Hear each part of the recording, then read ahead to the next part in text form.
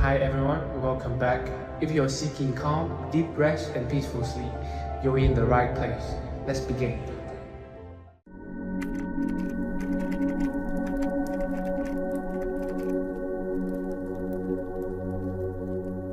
Welcome, friend, to another journey together.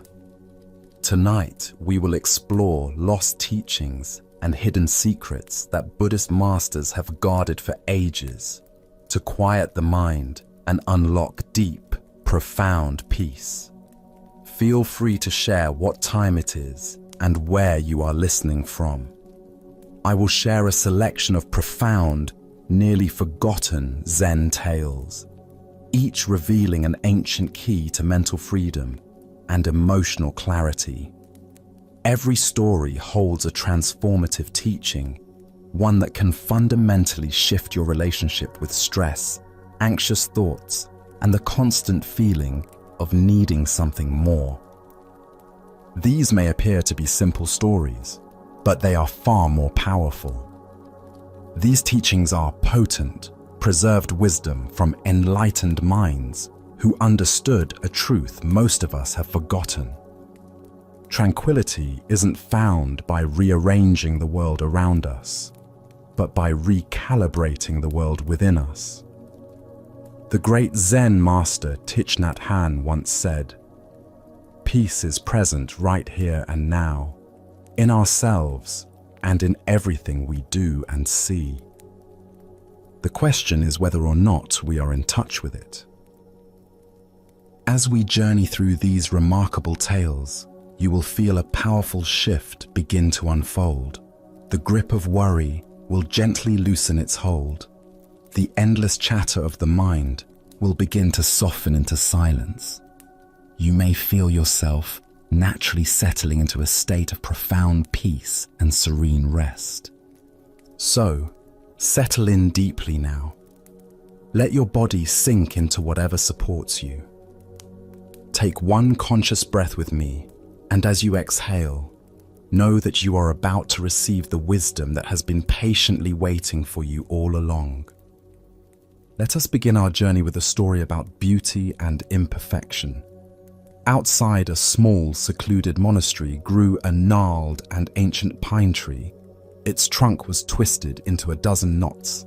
Its branches grew in awkward, crooked directions, and it offered very little shade. For generations, the younger monks had complained about it. "It is useless," said one. "We cannot get a single straight plank of wood from it. It is an eyesore." "It is a waste of good soil," said another. "We should cut it down and plant a row of straight, elegant cedars that will be useful to the monastery in the future." The old abbot, who often sat near the tree, would simply listen and smile.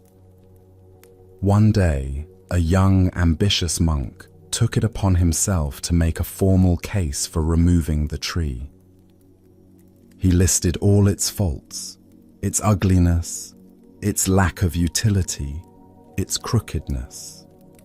"It serves no purpose, master," the monk concluded. "It is a flaw in an otherwise perfect garden." The abbot beckoned the young monk to sit beside him. He pointed to a spot beneath one of the tree's most twisted branches. "You see that hollow there, where the trunk bends? That is where the field mouse hides from the hawk. You see this low, crooked branch? It is the only one the old cat can climb to sun himself in the afternoon. You see the thick, gnarled bark? It is home to 100 different kinds of moss and insects, a world unto itself." The abbot paused, placing a hand on the rough bark. "You see its uselessness, and so it has been left alone. The woodsman has never taken his axe to it. The storm has never broken its low, humble branches. Because it does not fit the world's idea of a perfect tree, it has been allowed to live its own long and peaceful life. It has become a sanctuary for all the things that, like it, are not grand or straight or useful. Its purpose is to simply be, and in its being, it gives shelter. Do not be so quick to judge the crooked things in the world or in yourself. Sometimes, the greatest peace is found in the places that have not been straightened. Buddha's wisdom reminds us, 3 things cannot be long hidden: the sun, the moon, and the truth. The truth revealed by the twisted pine is one our modern world desperately needs to remember. What emerges from this story is a radical reframing of value itself, the recognition that usefulness is not the only measure of worth. Why do we so readily dismiss what appears flawed or imperfect? Our contemporary culture has become obsessed with optimization, efficiency, and measurable utility. We live in a world of performance metrics, productivity hacks, and constant improvement. This mindset, while valuable in certain contexts, becomes toxic when applied to every aspect of existence. It creates a harsh internal critic that sees deviation from standard as failure, uniqueness as defect, and authenticity as inadequacy. Consider how this manifests in your daily experience. How often do you judge yourself for not being more organized, more successful, more articulate, or more disciplined? How frequently do you look at your quirks, your sensitivities, your unconventional responses to life and see them as problems to be fixed rather than gifts to be honored? The twisted pine represents all the aspects of ourselves we've learned to see as useless. Our sensitivity in a harsh world, our slowness in a fast-paced culture, our need for solitude in a social society. Zen Buddhism teaches us about the concept of wabi-sabi, the beauty found in imperfection, impermanence, and incompleteness. This aesthetic philosophy recognizes that the crack in the ceramic bowl, the weathered texture of aged wood, the asymmetrical shape of a hand-thrown pot, all possess a beauty that manufactured perfection cannot match. These imperfections tell stories, reveal process, and invite us into deeper appreciation. In Zen practice, we cultivate beginner's mind, approaching each moment with fresh eyes rather than predetermined judgments about what should be. This quality of attention allows us to see beyond our conditioned concepts of useful and useless, beautiful and ugly, worthy and worthless. We begin to perceive the intricate ecosystem that exists around and within every so-called flaw. The ancient Chinese sage, Zhuangzi, told of a carpenter who passed by a massive gnarled tree, and his apprentice wondered why the master didn't stop to admire it. The carpenter replied, "It's a worthless tree. Make a boat, it would sink. Make a coffin, it would rot. Make furniture, it would break. That's why it's still standing here, magnificent and ancient." Like the monastery's pine, the tree's apparent uselessness became its protection and its gift. This wisdom extends beyond self-acceptance to how we perceive others. How often do we write off the quiet person as antisocial, the unconventional thinker as problematic, or the sensitive soul as weak? In our rush to categorize and optimize, we miss the hidden gifts, the unexpected contributions, the shelter that these seemingly imperfect beings provide for others. The Zen teacher Suzuki Roshi said, "Each of you is perfect the way you are, and you can use a little improvement." This paradox holds the key to healthy growth. We can work on ourselves without rejecting ourselves. We can strive for betterment while honoring what already is. We can tend our rough edges without trying to eliminate our essential nature. Tonight, as you notice the aspects of yourself you typically criticize, your procrastination, your overthinking, your emotional intensity, Can you look for the hidden ecosystem they support? Perhaps your procrastination allows for deeper reflection. Maybe your overthinking protects you from hasty decisions. Your emotional intensity might provide sanctuary for others who feel deeply in a superficial world. As the Buddha taught, if you truly loved yourself, you would never harm yourself with an angry thought.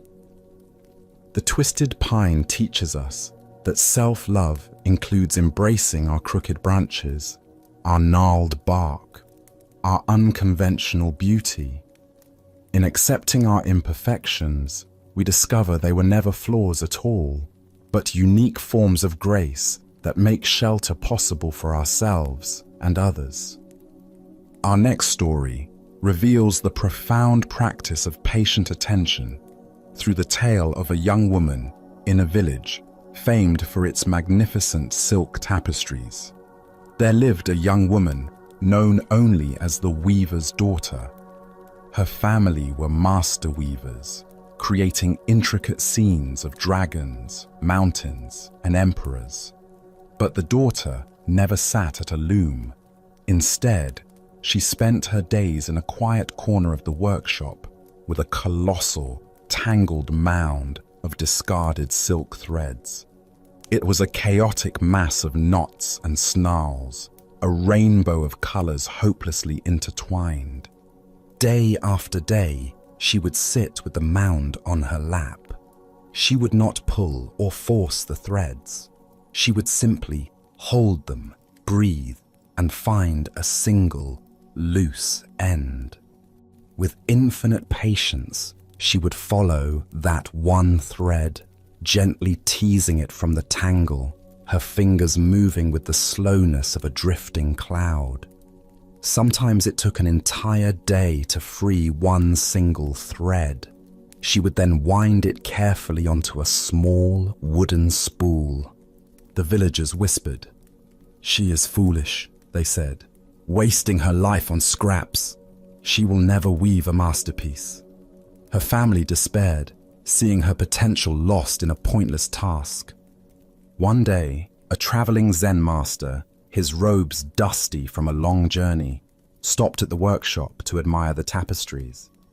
He saw the weavers at their looms, their hands flying, their faces tight with concentration. Then he saw the weaver's daughter in her corner, her expression serene as she slowly, lovingly, freed a single strand of crimson thread from the knot. He watched her for an hour. He saw the mountain of tangles and the small, neat spools of rescued thread beside her. He approached her, not the master weavers, and bowed deeply. "I have seen 1,000 tapestries of great beauty," he said, his voice quiet. "But here, I see the weaving of the mind itself. Everyone else rushes to create a picture for others to see. You are untangling the very knots of existence, finding peace not in the final image, but in the patient liberation of each and every thread. Please, teach me your art." The Buddha once said, "Patience is not about waiting. Patience is about how you behave while you're waiting." This ancient wisdom illuminates the deeper teaching within the weaver's daughter's practice. The art she had mastered was not thread work, but mind work. The cultivation of presence, patience, and gentle persistence in the face of complexity. Why do we struggle so profoundly with patience in our modern world? Our culture of instant gratification has trained us to expect immediate results, quick fixes, and rapid transformation. We want our meditation to calm us instantly, our relationships to improve overnight, our personal growth to unfold according to our timeline. Like the villagers watching the weaver's daughter, we often mistake slow, careful work for wasted effort. Zen Buddhism teaches us that the mind itself is like that tangled mound of silk threads. Our thoughts, emotions, memories, and conditioning are intricately knotted together in ways that cannot be forced apart. When we approach our inner tangles with impatience, pulling, yanking, trying to force rapid change, we often create tighter knots, more complexity, additional suffering. The Weaver's Daughter represents the alternative approach, mindful untangling. This practice begins with simply sitting with our complexity without immediately trying to fix it. Can you imagine spending an entire day patiently working with one strand of anger, one thread of old hurt, one filament of anxiety? Most of us would rather weave something impressive than do this humble, invisible work. Consider how this applies to healing trauma, changing habits, or working through relationship difficulties. These are not problems that yield to force or urgency. They require the Weaver's Daughter's touch, gentle, sustained attention that honors the delicate nature of the work. Each small untangling creates space for the next. Each freed thread adds to our collection of clarity. Vietnamese Zen master Thich Nhat Hanh taught, "The present moment is the only moment available to us, and it is the door to all moments." The Weaver's Daughter understood this profoundly. She wasn't working towards some future state of having all threads untangled. She found complete satisfaction in the mindful liberation of this one thread, in this moment. This practice extends to how we relate to others who are struggling. Instead of offering quick advice or rushing to fix their problems, we can learn to sit patiently with their complexity. Sometimes the greatest gift is simply witnessing someone's careful work of untangling without judgment or timeline. The master recognized something the villagers missed.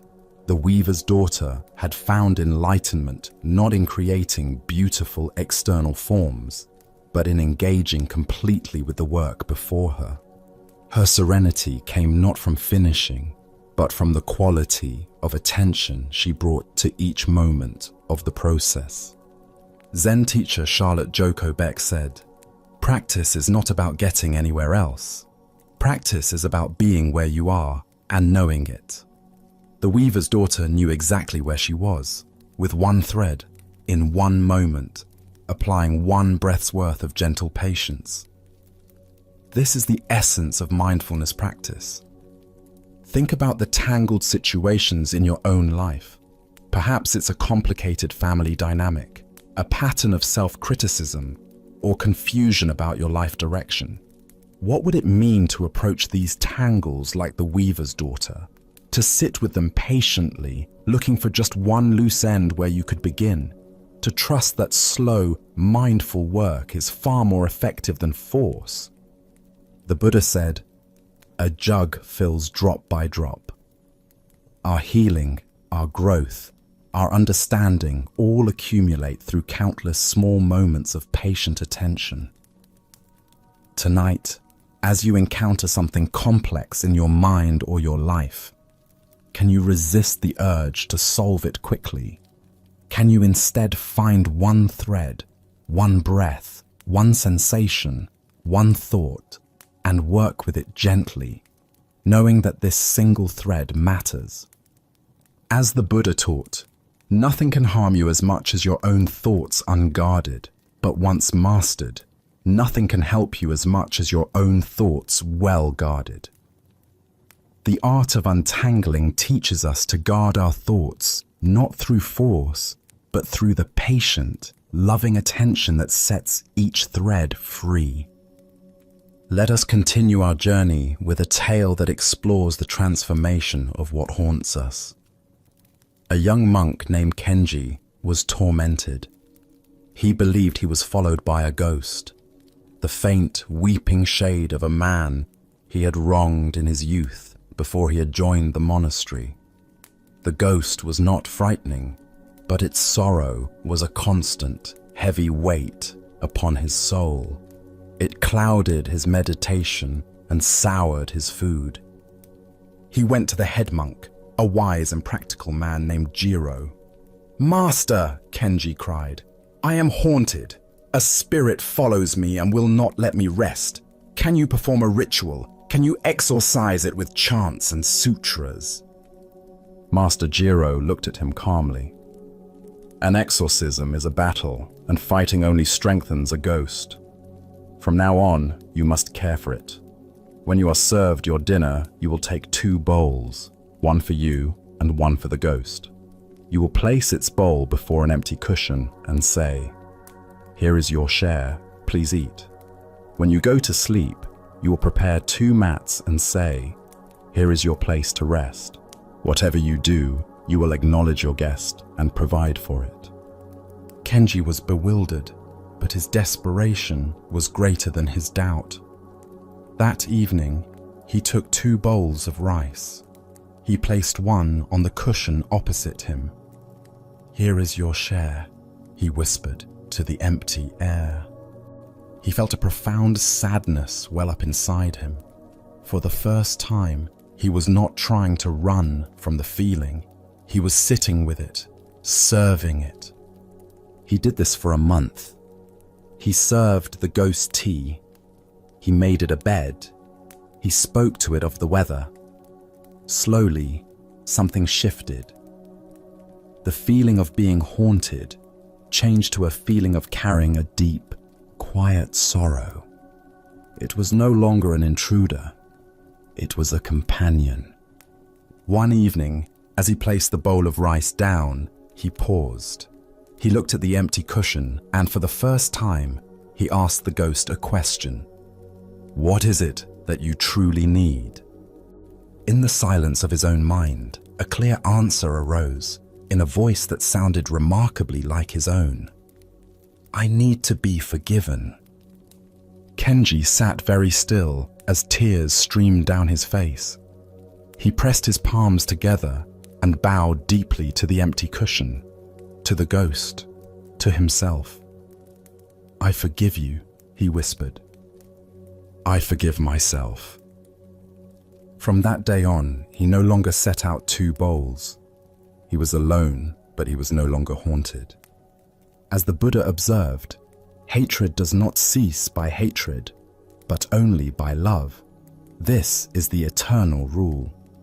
The heart of this lesson lies in understanding that what we resist persists, while what we embrace with compassion transforms.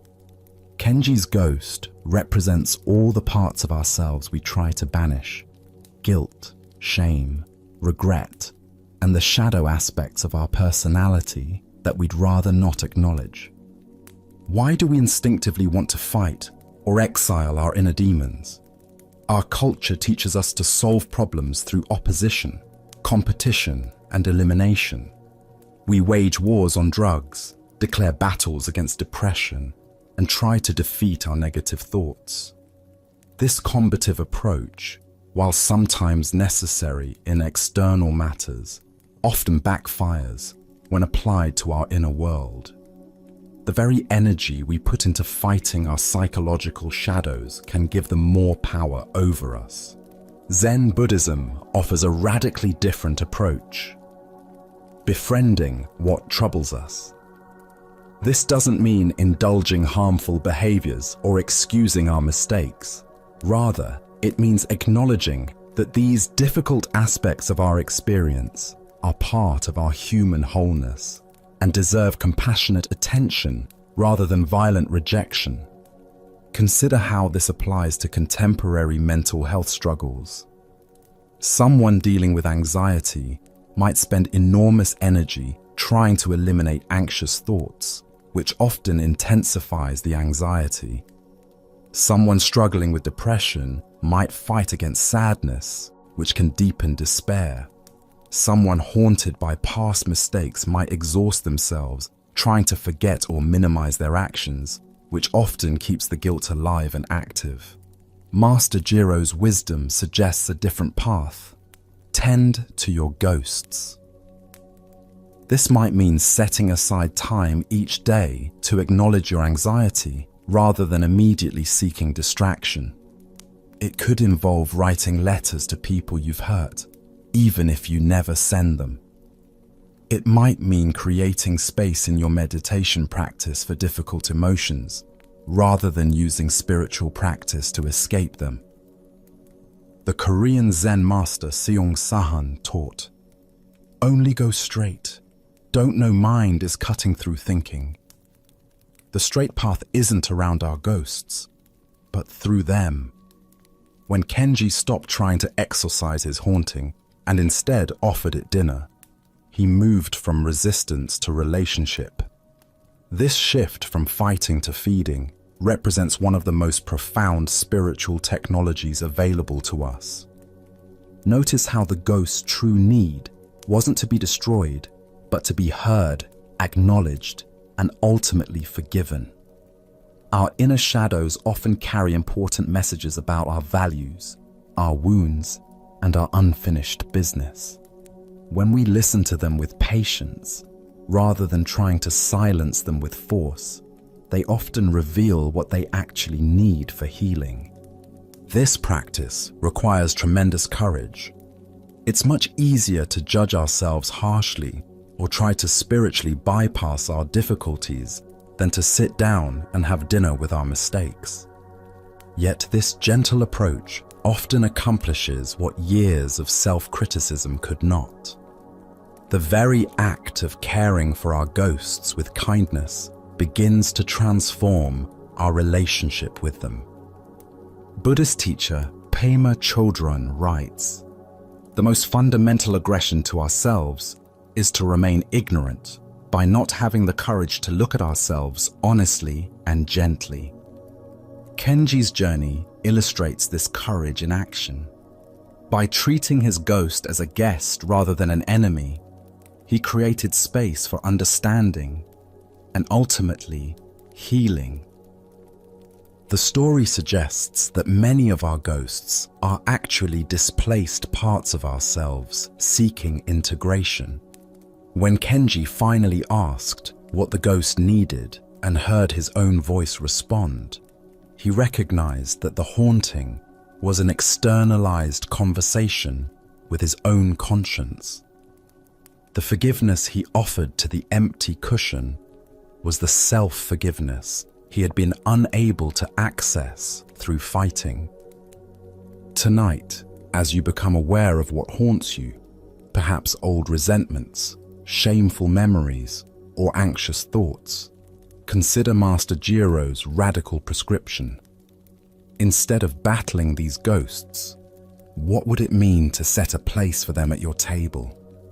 To acknowledge their presence with kindness, to listen for what they truly need. The Buddha taught, if you want to know your past, look at your present condition. If you want to know your future, look at your present actions. By caring for our ghosts with compassion in the present moment, we transform both our relationship to the past and our trajectory toward the future. Sometimes the most haunted become the most healing because they have learned to befriend what others still fight. Now, let us turn to a tale about the gentle power of patience. A wealthy patron commissioned the monastery to create a perfect contemplation stone for its new silent garden. It had to be, in his words, as smooth as still water, as flawless as the sky. The task fell to an old monk named Ryokan, who had once been a stone carver before taking his vows. The patron delivered a huge, rough block of grey granite, full of sharp edges and coarse surfaces. The other monks expected to hear the clink, clink, clink of hammer and chisel for many months. But Ryokan did not use a chisel. He did not use a hammer. He had the stone moved to a secluded hut, where he sat with it day after day.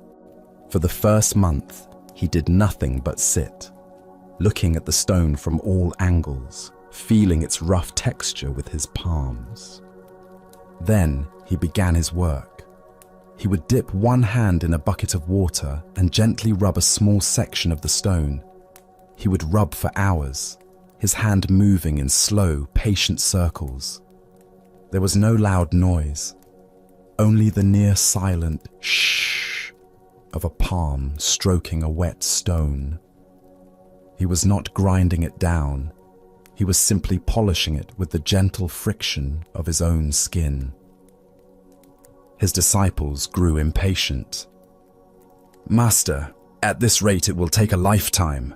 Let us help you. We can break off the large chunks and speed the process." Ryokan shook his head. "To strike the stone is to wound it," he said softly. "Its smoothness will be born of scars, but to polish it is to know it. I am not removing what is wrong with the stone. I am revealing what is already beautiful within it." He continued for over a year. The only sound from his hut was the whisper of skin on stone. Finally, he announced he was finished. The patron and the monks came to see.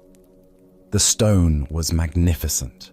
It was not just smooth, it seemed to glow with a soft internal light. It was so flawless it looked like a pool of solidified moonlight.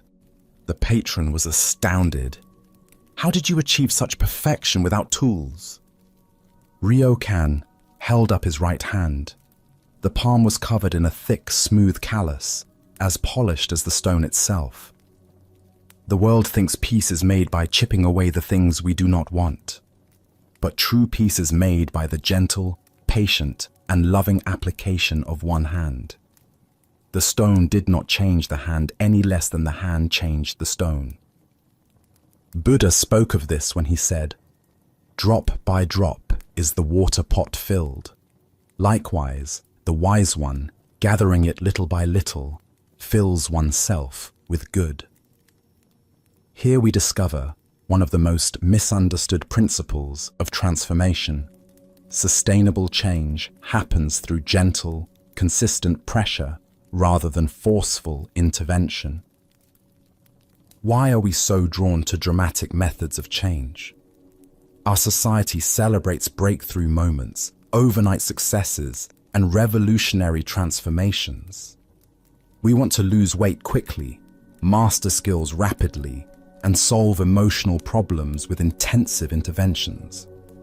This preference for dramatic action often leads us to use metaphorical hammers and chisels on the delicate work of personal development. Consider how this manifests in your approach to self-improvement. When you decide to become more patient, do you expect immediate results and become frustrated with your first outburst of irritation? When working on a difficult relationship, do you attempt to resolve years of tension in one difficult conversation? When trying to establish a meditation practice, do you aim for hour-long sessions and then abandon the practice when you can't maintain such intensity? Ryokan's method reveals a different approach entirely. He understood that lasting transformation requires relationship, not domination. By spending a month simply sitting with the stone, touching it, understanding its nature, he developed intimacy with his task. This preliminary period of patient observation is crucial to any meaningful change process. The gentle friction of water and hand represents what psychologists call minimum effective dose, the smallest amount of intervention that produces the desired change. In Zen practice, this might be 5 minutes of daily meditation rather than weekend retreats. In relationships, it might be one genuine conversation per week rather than marathon processing sessions. In physical health, it might be a daily walk rather than exhausting workout routines. Ryokan's wisdom that the stone did not change the hand any less than the hand changed the stone points to a profound truth about transformation. The one who seeks to change is always changed by the process. When we approach our growth with gentle consistency rather than forceful urgency, we develop qualities like patience, humility, and perseverance that become as valuable as the original goal. The Zen teacher Dogen wrote, "Practice and enlightenment are one." Ryokan embodied this teaching. He wasn't polishing a stone in order to achieve some future state of completion. The polishing itself was the practice, the meditation, the enlightenment. Each circular motion of his hand was complete in itself, while contributing to the larger transformation. This approach requires a fundamental shift in how we measure progress. In our results-oriented culture, we often dismiss small daily actions as insignificant. Yet these gentle, repeated contacts with our intention, like water slowly shaping stone, create changes that forced methods cannot achieve. The smoothness that emerges from patient polishing has a quality of integrity that quick fixes lack. Think about areas in your life where you've been using hammers and chisels. Perhaps you've been harsh with yourself about old patterns, trying to eliminate them through criticism and willpower. Maybe you've been impatient with your meditation practice, disappointed that insights don't arrive on your schedule. Consider what Ryokan's approach might look like in these areas. The Tibetan teacher Chogyam Trungpa spoke of basic goodness, the fundamental wisdom and compassion that exists within every being. Ryokan's words, "I am not removing what is wrong with the stone, I am revealing what is already beautiful within it," echo this understanding. True transformation isn't about fixing our flaws, but about gently polishing away the layers that obscure our essential nature. Notice that the finished stone didn't just appear smooth, but seemed to glow with inner light. This luminosity isn't added from outside, but revealed through patient care. When we approach ourselves and others with Ryokan's gentle consistency, we often discover that what emerges has a quality of radiance that forced change cannot produce. Tonight, as you consider the changes you wish to make in your life, remember the whisper of skin on stone. What would it mean to approach your growth with such gentleness? To trust that daily moments of loving attention can accomplish what urgency and force cannot. To understand that the hand doing the polishing is transformed as much as the stone being polished. As the Buddha taught, better than 1,000 hollow words is one word that brings peace. Sometimes the most powerful word is the silent conversation between water, hand, and stone. The gentle dialogue of consistent, loving attention that reveals the hidden light within. Our final story takes us to the wisdom found in darkness. In the main hall of a mountain monastery, a single oil lantern was kept burning all through the night. It was an ancient tradition. The duty of caring for this lantern, refilling the oil, trimming the wick, was given to the youngest acolyte, a boy named Taka. Taka was diligent, but he was also anxious. He became obsessed with the shadows the lantern cast. He noticed how the shadow of a pillar would stretch and distort, looking like a monster on the far wall. He saw how the shadow of a statue of the Buddha would flicker and dance, making it seem restless. His nights became a torment of tiny adjustments. He would move a floor cushion an inch to the left to shorten its shadow. He would trim the wick to make the flames smaller, only to find it made the shadows darker. He would try to angle the lantern, but that would only send a new, strange shadow into a different corner. He was exhausted, his mind consumed by a constant battle against these phantoms of light. One night, the old master entered the hall and found Taka on his hands and knees, frantically trying to reposition a vase of flowers whose shadow he found unsettling. "Taka," the master said gently, "your mind is very busy." "Master, the shadows," Taka said, his voice trembling with fatigue. "I cannot make them right. They are always moving, always imperfect. They disturb the peace of the hall. The master looked at the flickering flame and at the dancing shadows. He then walked calmly to the lantern, took a deep breath, and with a soft puff, blew out the flame. The hall was plunged into absolute, profound darkness and silence. Taka froze, his eyes wide. The master's voice came from the blackness. "Taka," he asked, "where are the shadows now?" Taka was silent for a long moment. There were no shapes, no distortions, no problems to fix. There was only darkness and stillness. "They are gone, Master." "So, tell me," the master said, his voice a calm anchor in the dark. "Is it the nature of the light to create shadows? Or is it the nature of your mind to become fixated on them? Perhaps the peace you are seeking is not in rearranging the world to perfect the light, but in learning to rest in the darkness, where such problems do not exist at all." Ancient Buddhist wisdom tells us, if you understand, things are just as they are. If you do not understand, things are just as they are.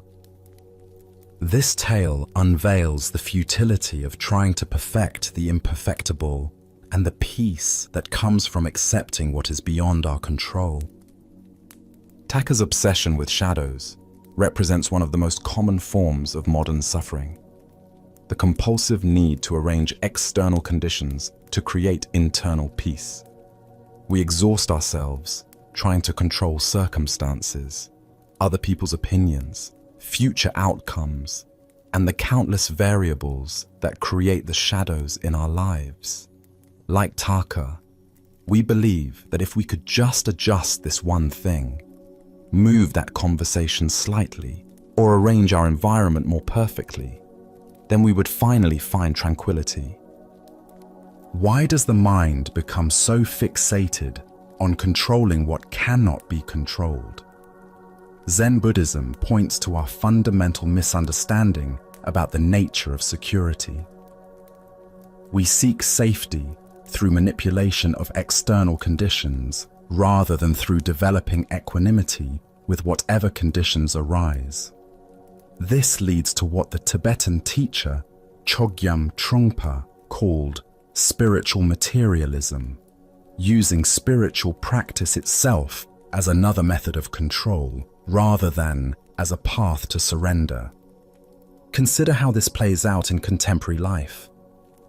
We might spend hours crafting the perfect email to avoid any possibility of misunderstanding, only to create new shadows of miscommunication.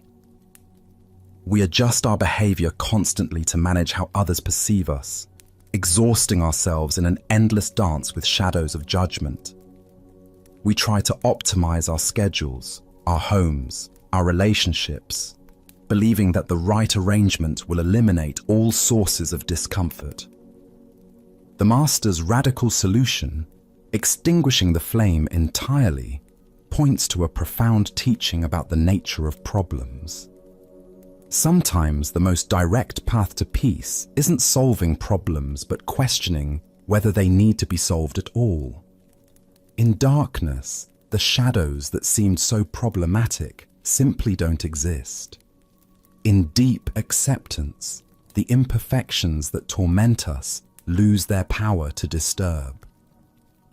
This doesn't mean becoming passive or indifferent to real issues that need addressing.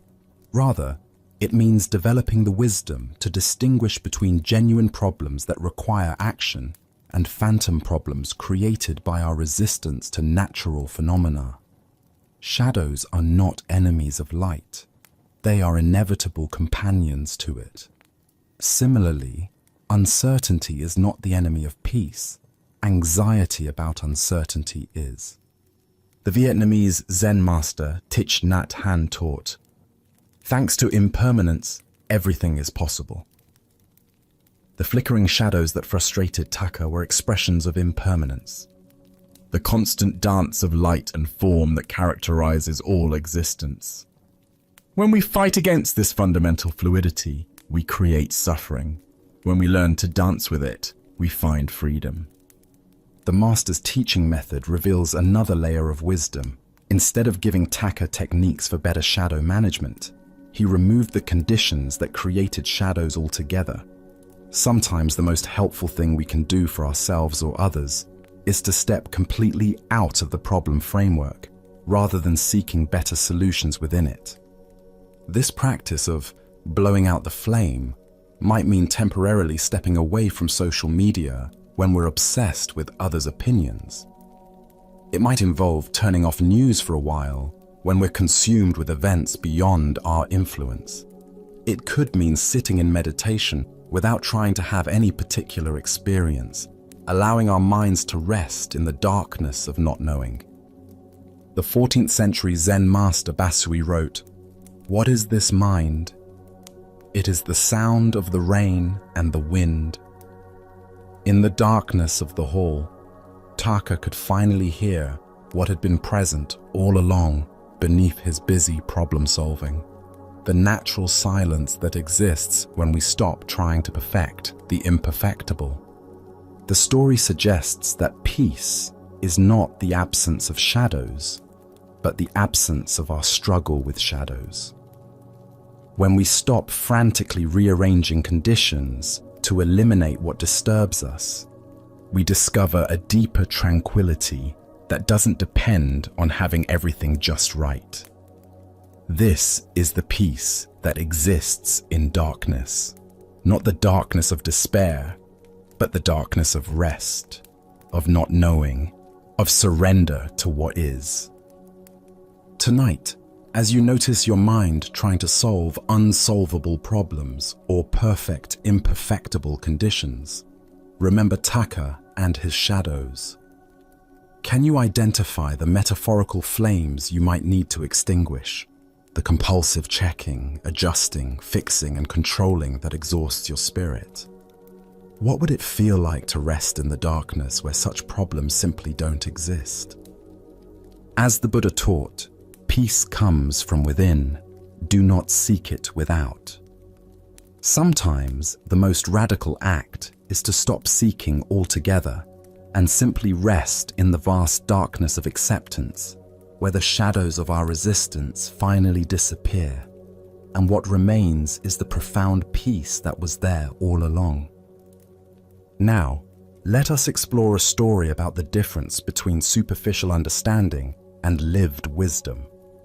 This is the tale of following the stream. In the heart of a vast wilderness, where towering pines stretched toward endless sky, two city dwellers found themselves completely lost. They had ventured into the high timber for what was supposed to be a simple day hike, but overconfidence and poor preparation had led them far from any familiar trail. For a day and a night, they wandered through the dense forest, their anxiety growing with each passing hour. The comfortable urban world they knew seemed impossibly distant. Every tree looked the same. Every path led to another confusing intersection, and their sense of direction had completely abandoned them. Just as panic was beginning to set in, they stumbled upon an old hermit sitting peacefully beside a small clearing. His weathered face spoke of years spent in solitude, and his calm presence offered immediate comfort to the desperate travelers. "How do we find our way back to civilization?" they asked urgently, their voices carrying the desperation of people who had exhausted their own resources. The hermit looked at them with kind eyes that seemed to see more than their immediate predicament. "I could tell you," he replied thoughtfully, "but you'd still get lost." The two men exchanged confused glances. This wasn't the straightforward directions they had hoped for. "What should we do?" they asked, their frustration evident. "Go with the flow," the hermit answered simply. "I beg your pardon," one of them responded, clearly expecting something more practical and specific. The hermit smiled and gestured toward a small stream that bubbled cheerfully through the clearing. Go with the flow. You see that stream over there? Just follow it. Streams go into creeks, and creeks go into rivers, and rivers go through towns. Also, along the way, you'll have water to drink and berries to eat. This practical advice made immediate sense to the lost travelers. Following water downstream was indeed a reliable way to find human settlements, and the stream would provide essential resources they needed for survival during their journey. But one of the men, perhaps having heard spiritual teachings before, asked a deeper question. Is that what Zen people mean when they say, "Go with the flow"? The hermit paused for a moment, considering this question with the same careful attention he had given their practical need for directions. Yes and no, he replied enigmatically, and then continued along his way, leaving the two men to find their own understanding of his words. The Buddha once said, "If you understand, things are just as they are. If you do not understand, things are just as they are." This teaching points to the layered nature of wisdom that the hermit embodied in his response to the lost travelers. The deeper teaching here shows us how authentic spiritual guidance operates on multiple levels simultaneously. The hermit's advice was both completely practical and profoundly metaphorical. On the surface level, following the stream was simply good wilderness survival strategy. On a deeper level, it represented the entire approach to living that Zen encourages. Why did the hermit say the travelers would still get lost, even if he gave them directions? This points to a fundamental truth about the difference between receiving information and developing wisdom. External directions can guide us temporarily, but they don't develop our inner capacity for navigation. Real wisdom involves learning to read the natural signs and flow with the underlying currents of life itself. Consider how this applies to our spiritual seeking. We often approach teachers and teachings looking for specific directions. Tell me exactly what to do to become enlightened. Give me the precise meditation technique that will solve my problems. But this approach, while understandable, misses the deeper point. True spiritual guidance doesn't provide a map, but teaches us how to read the territory. It doesn't give us someone else's answers, but helps us develop the capacity to find our own. Like the stream that naturally knows its way to the ocean, we each have an innate wisdom that can guide us if we learn to trust and follow it. The phrase "go with the flow" has become so common in popular culture that it's almost lost its meaning, often interpreted as passive resignation or lack of direction. But the hermit's yes and no response points to a more nuanced understanding. True flowing isn't about drifting aimlessly, but about aligning our efforts with the natural currents of wisdom and compassion. The stream represents the Tao, the natural way that underlies all existence. When we align ourselves with this deeper flow, our actions become effortless and effective. We stop pushing against reality and learn to work with the grain of existence rather than against it. But this requires developing a different kind of intelligence than our usual problem-solving mind. The travelers wanted explicit directions because that's how the rational mind works, through clear, step-by-step instructions.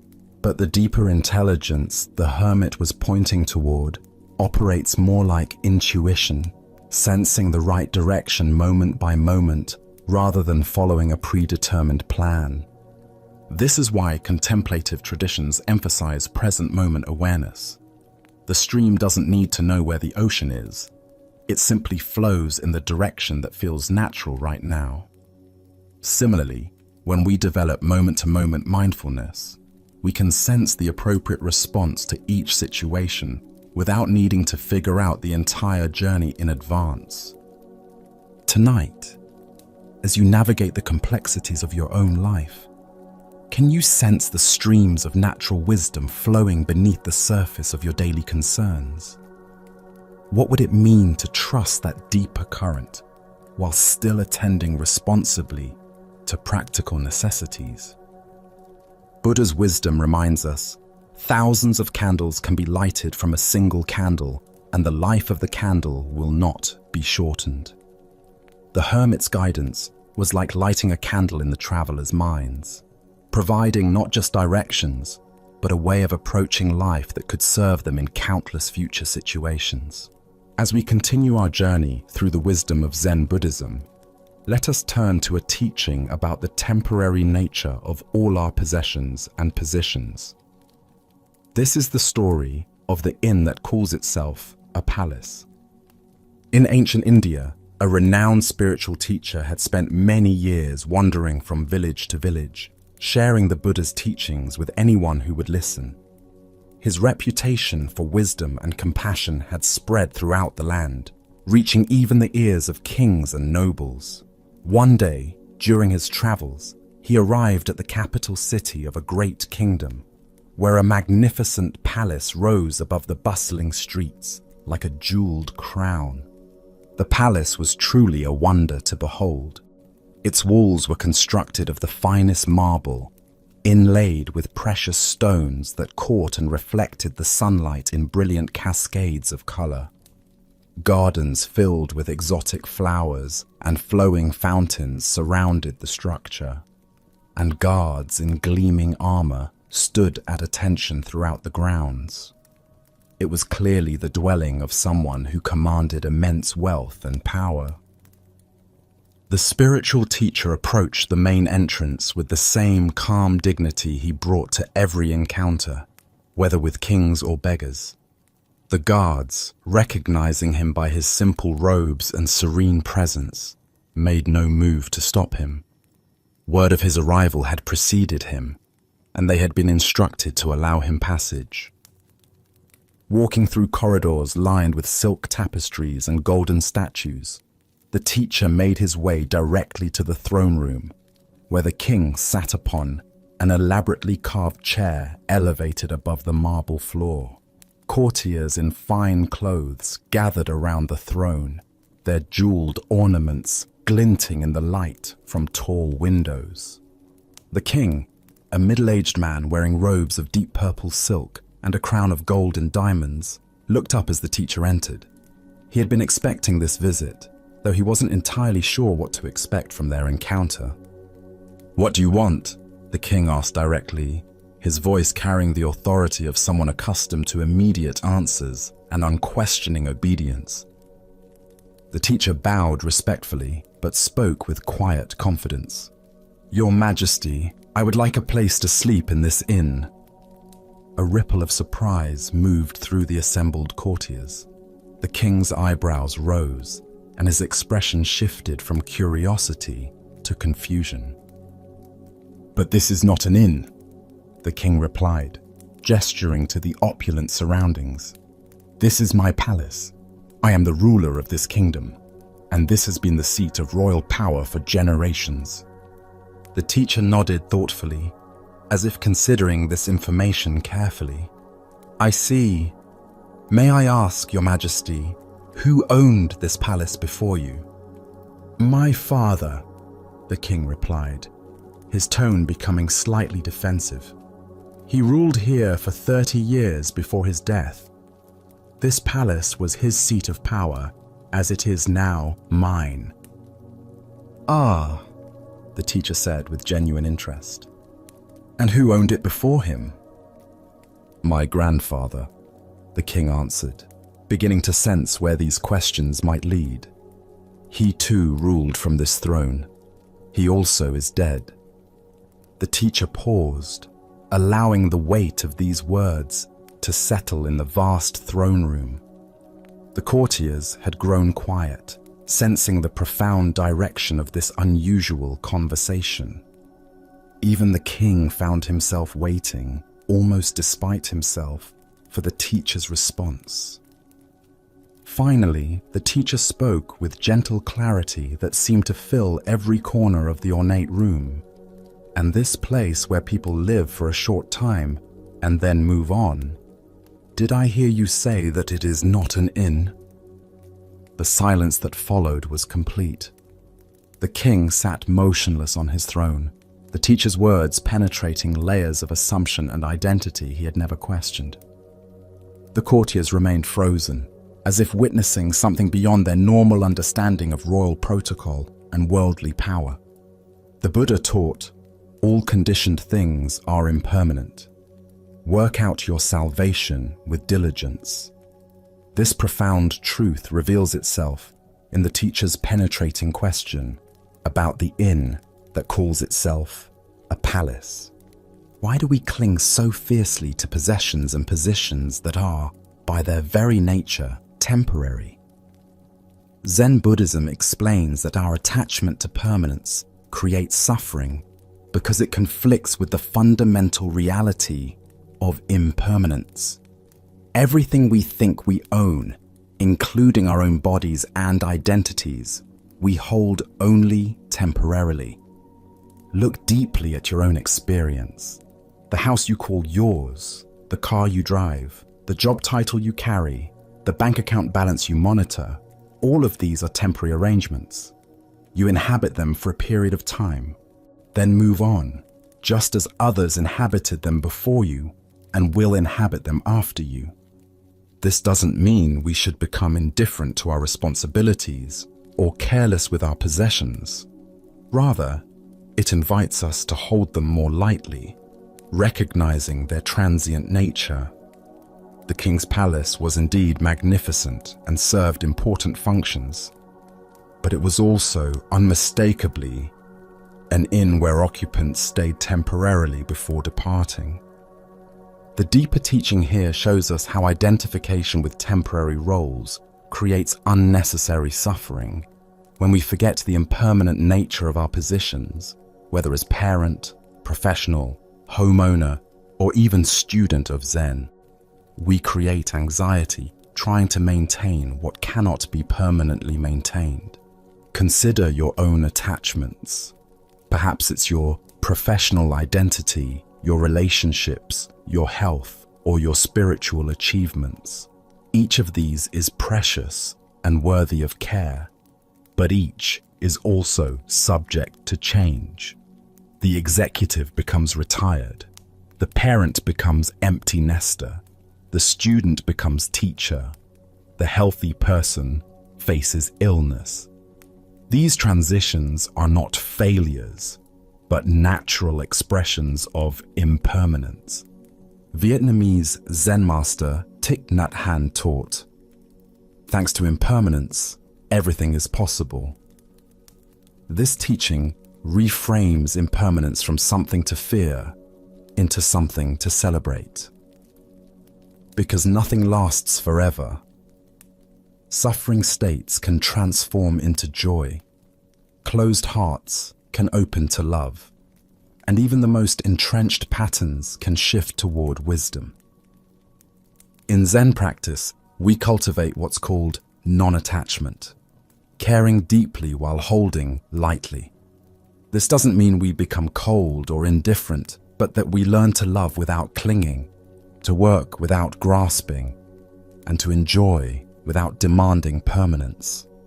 The spiritual teacher's insight pierces through the illusion that any of us are permanent owners of anything. We are all temporary guests in the inn of existence, borrowing our roles and possessions for the brief time we inhabit them. This recognition can bring either despair or profound liberation, depending on how we receive it. Buddha spoke of this when he said, "Everything is impermanent. Try to accomplish as much virtue as possible." This teaching encourages us not to waste our temporary time in the inn, but to use it wisely, cultivating love, wisdom, and compassion while we have the opportunity. Tonight, as you rest in your own temporary dwelling, surrounded by your own temporary possessions, Can you feel the profound freedom that comes with recognizing their transient nature? Can you sense how this recognition might actually increase your appreciation rather than diminish it? As the Buddha taught, of all footprints, that of the elephant is supreme. Similarly, of all meditative themes, that on death is supreme. By remembering the temporary nature of our stay in this inn called life, we discover the urgency and preciousness of each moment we're given to practice love and awareness. As we continue our journey through the wisdom of Zen Buddhism, let us explore a story about the paradox of absolute truth. This is the lesson of the hermit and the contradictory teaching. A renowned Zen master had gained a reputation throughout the region for his profound insights and transformative teachings. Students came from far and wide to study under his guidance, each hoping to receive the wisdom that would lead them to enlightenment. Among all his teachings, there was one that he considered his greatest and most fundamental insight. Buddha is your own mind, the master would tell his students with absolute conviction. This is the highest truth I can share with you. Stop looking outside yourself for what you already possess. Stop seeking in temples and books what is already present in your own consciousness. Buddha is your own mind. Realize this, and you will be free. One young monk was so deeply moved by this teaching that it seemed to illuminate everything he had been searching for. The idea that enlightenment wasn't something to be acquired from external sources, but was actually the very nature of his own mind, struck him as the most profound truth he had ever encountered. This insight felt so complete and revolutionary that he decided it deserved his total dedication. Leaving the monastery and his fellow students behind, the monk retreated deep into the wilderness to meditate on this great teaching. He found a remote cave in the mountains where he could practice without any distractions or influences from the outside world. There, surrounded by the silence of nature, he spent 20 years in solitary contemplation, probing every aspect of the master's words. During those 2 decades of hermitage, he explored the teaching from every possible angle. He meditated on the nature of mind, examined his own consciousness, and worked to fully realize the truth that Buddha was indeed his own mind. The years passed in deep practice as he sought to embody this understanding completely. One day, a traveling monk happened to pass through the forest near his cave. The hermit, excited to meet another practitioner after so many years of solitude, emerged from his retreat to greet the visitor. Through their conversation, he learned that this traveler had also studied under the same renowned master. "How wonderful to meet a fellow student," the hermit exclaimed. "Please, tell me what you know of our master's greatest teaching. I have spent 20 years contemplating his profound insight that Buddha is your own mind." The traveling monk's eyes lit up with recognition, but his response was entirely unexpected. "Ah, yes, the master has indeed been very clear about this subject," he said enthusiastically. "His greatest teaching, the one he emphasizes above all others, is this: Buddha is not your own mind." The hermit stood speechless, feeling as though the ground had shifted beneath his feet. After 20 years of dedicated practice based on what he believed was the master's highest teaching, he was now hearing the exact opposite presented with equal conviction by another student of the same teacher. As the Buddha taught, the finger pointing at the moon is not the moon. Here we discover that even the most profound teachings are simply tools for awakening, not ultimate truths to be grasped and defended. Why do we cling so tightly to particular formulations of truth when reality itself transcends all concepts. Zen Buddhism reveals that our attachment to specific teachings, no matter how profound, can become obstacles to the very understanding those teachings were meant to inspire. The hermit's confusion points to a fundamental aspect of Zen instruction. Masters often use contradictory teachings to prevent students from turning insights into rigid beliefs. The purpose isn't to provide a final answer, but to exhaust the mind's tendency to grasp and conceptualize, creating space for direct realization beyond all words and ideas. Both teachings, Buddha is your mind and Buddha is not your mind, serve important functions depending on the student's needs and understanding.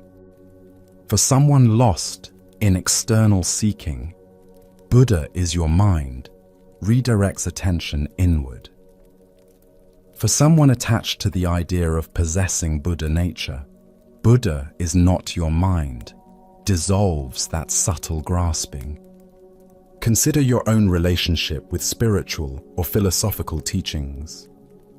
How often do you turn helpful pointers into absolute truths that must be defended against contradictory perspectives? The hermit's 20-year retreat, while dedicated and sincere, demonstrates how even correct understanding can become a form of limitation when held too rigidly. In Zen practice, we learn to hold all teachings lightly, like medicine that serves its purpose and then is no longer needed. The master's apparent contradiction wasn't inconsistency, but skillful means, using whatever approach would most effectively dissolve each student's particular form of confusion.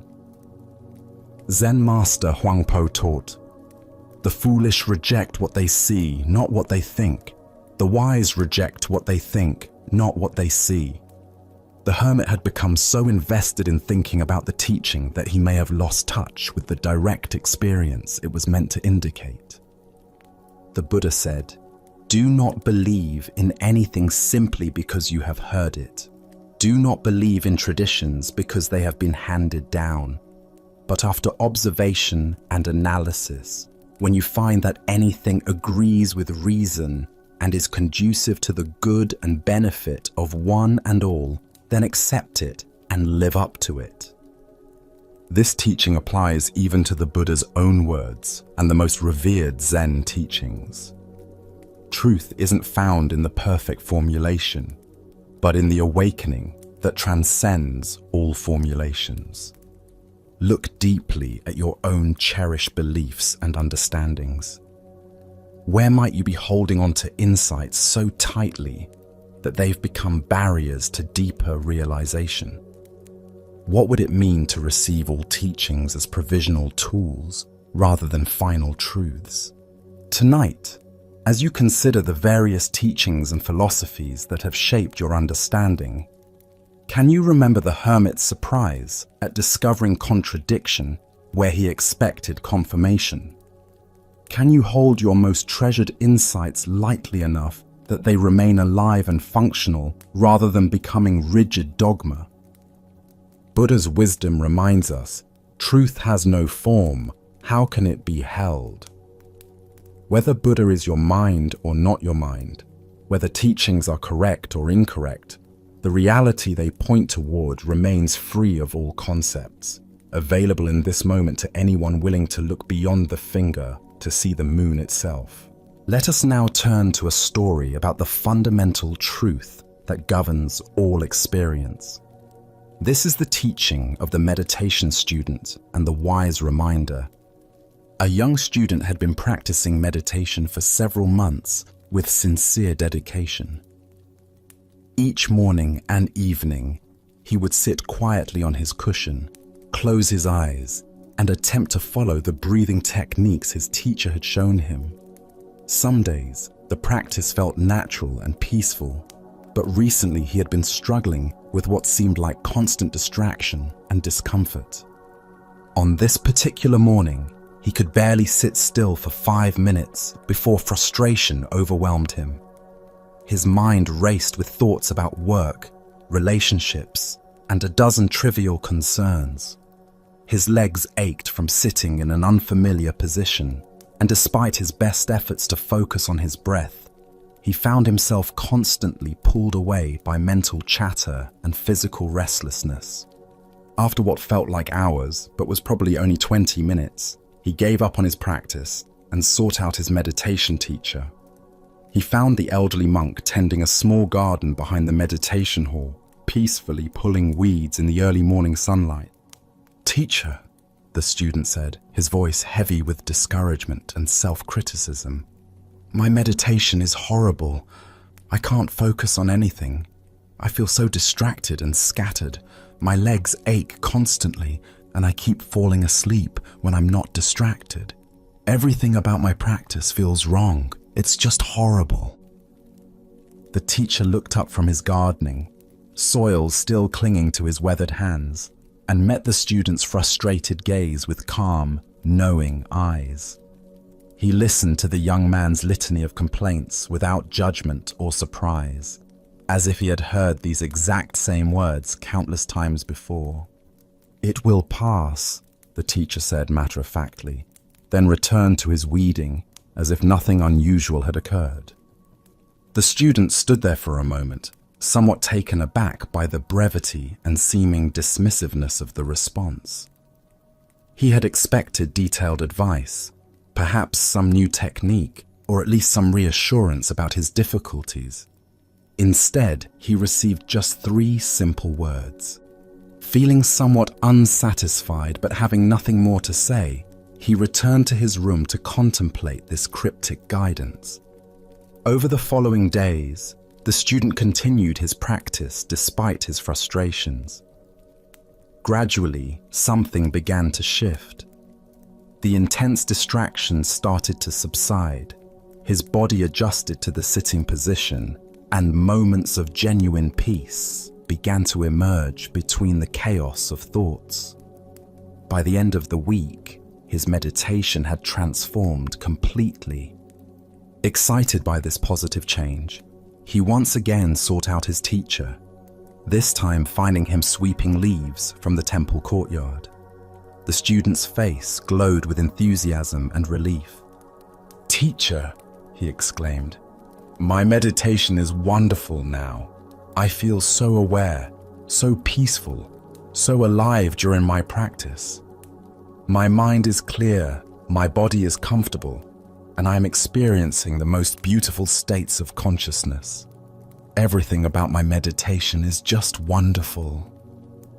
The teacher paused in his sweeping, looked at the student with the same calm expression he had worn the week before, and gave exactly the same response. "It will pass."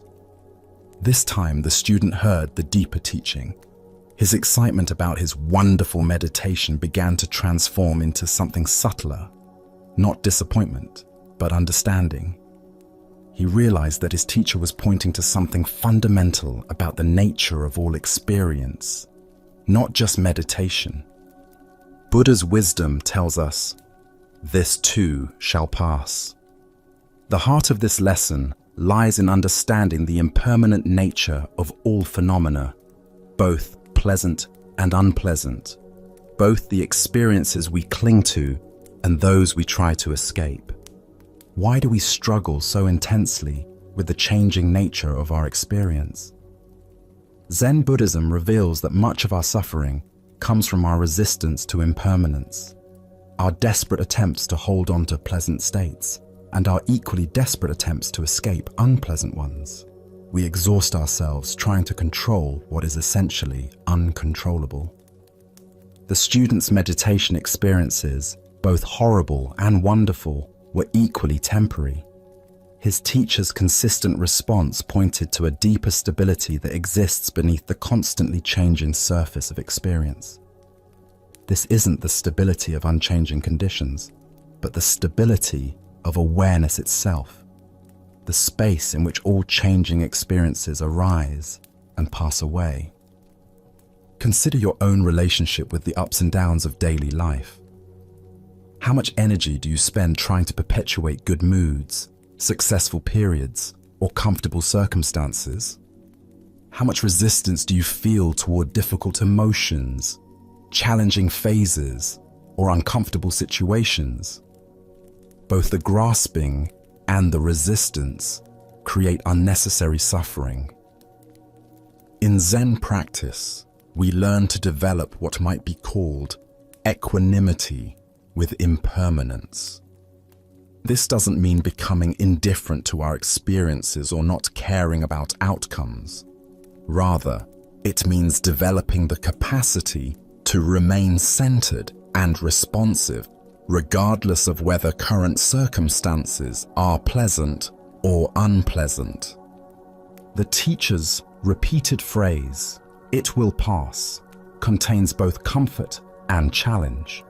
It offers comfort during difficult times by reminding us that no painful state lasts forever. It challenges us during pleasant times by preventing us from building our identity around temporary successes or peak experiences. Zen Master Suzuki Roshi taught, "Each of you is perfect the way you are, and you can use a little improvement." This paradox points to the same truth the meditation teacher was sharing. We can fully appreciate and engage with our current experience while simultaneously holding it lightly, knowing it will inevitably change.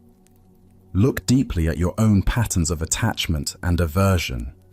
Where in your life are you trying to make permanent what is naturally temporary?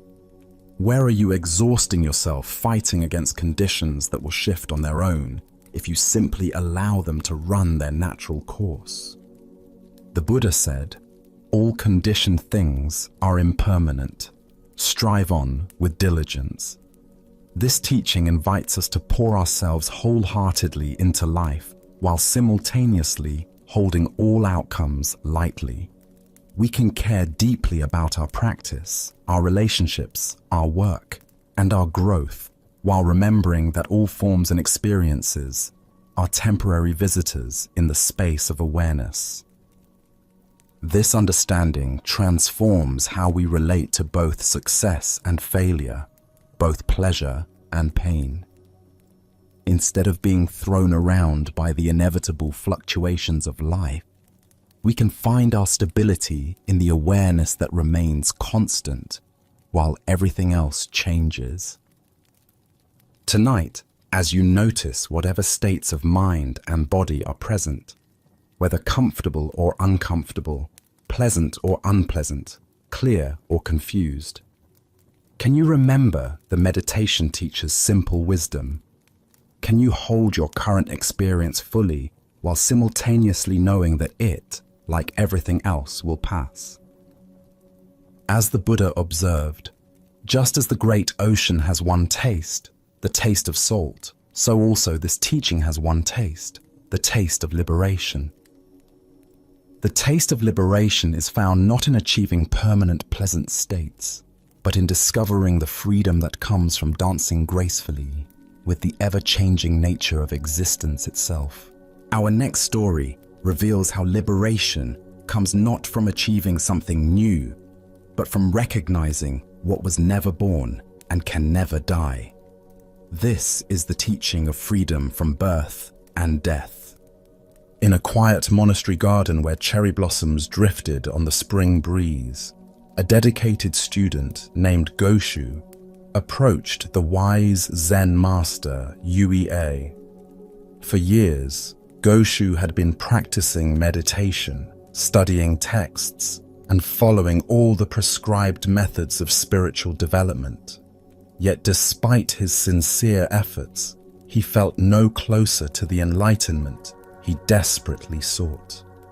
Goshu bowed respectfully before his teacher, his face showing the strain of prolonged spiritual seeking.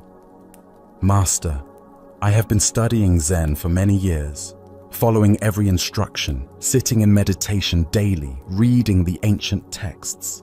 But I have not yet succeeded. I feel as lost as when I began. Please give me some guidance. What am I missing? What more must I do?" Yue looked at his earnest student with compassion. seeing the weight of spiritual ambition that had become a burden rather than a path to freedom. He understood that Goshu's very effort to achieve enlightenment had become the obstacle to recognizing his inherent awakeness.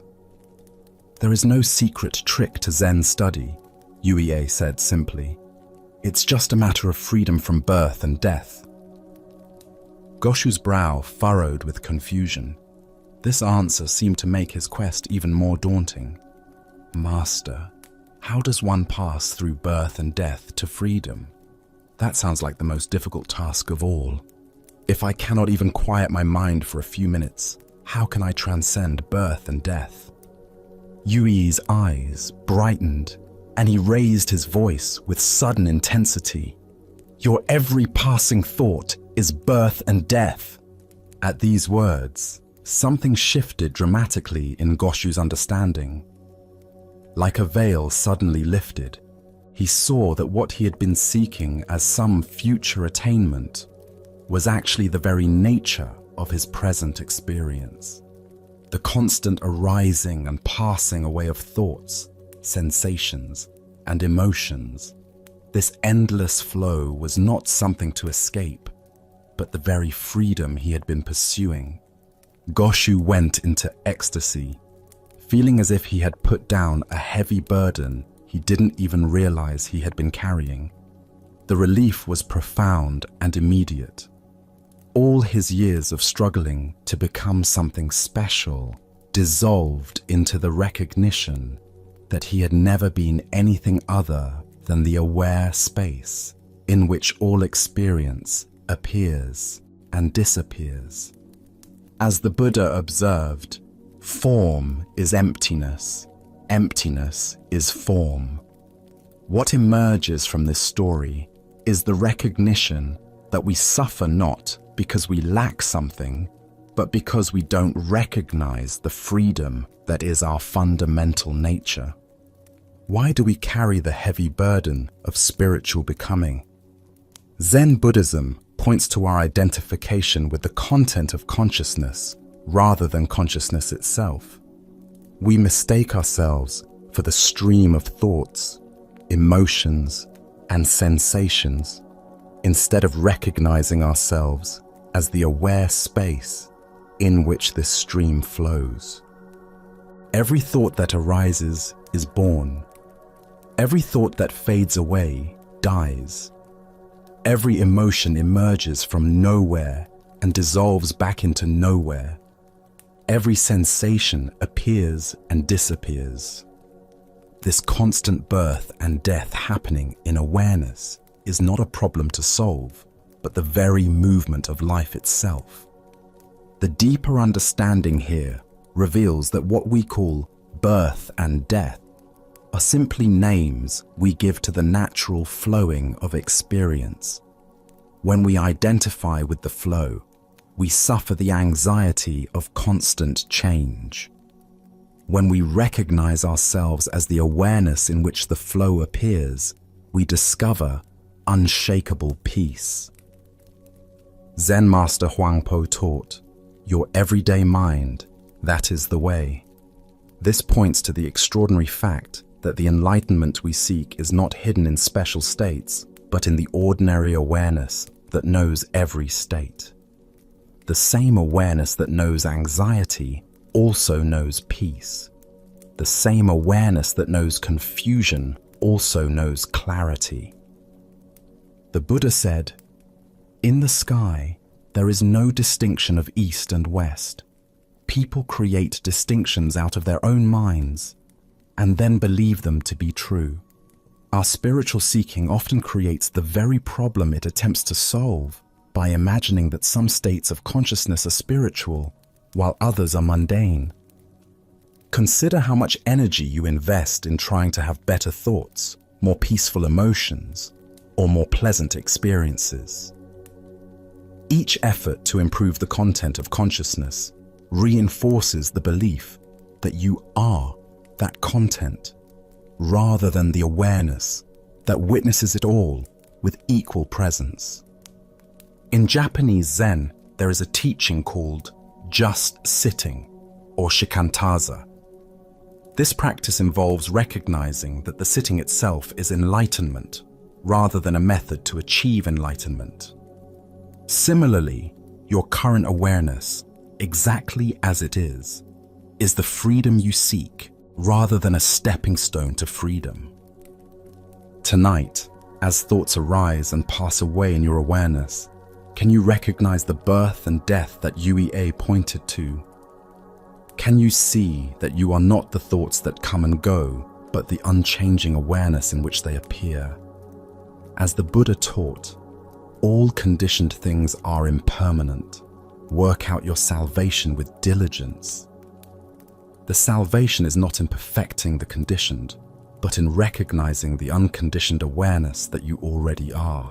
Let us now turn to a tale about the nature of faith and self-doubt.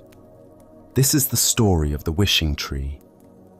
A poor man walked slowly through a dense forest, his shoulders heavy with worry, bills unpaid, relationships strained, dreams deferred. Each step seemed to echo with the weight of his many troubles. The canopy above filtered the sunlight into gentle patterns on the forest floor, but he noticed none of this beauty.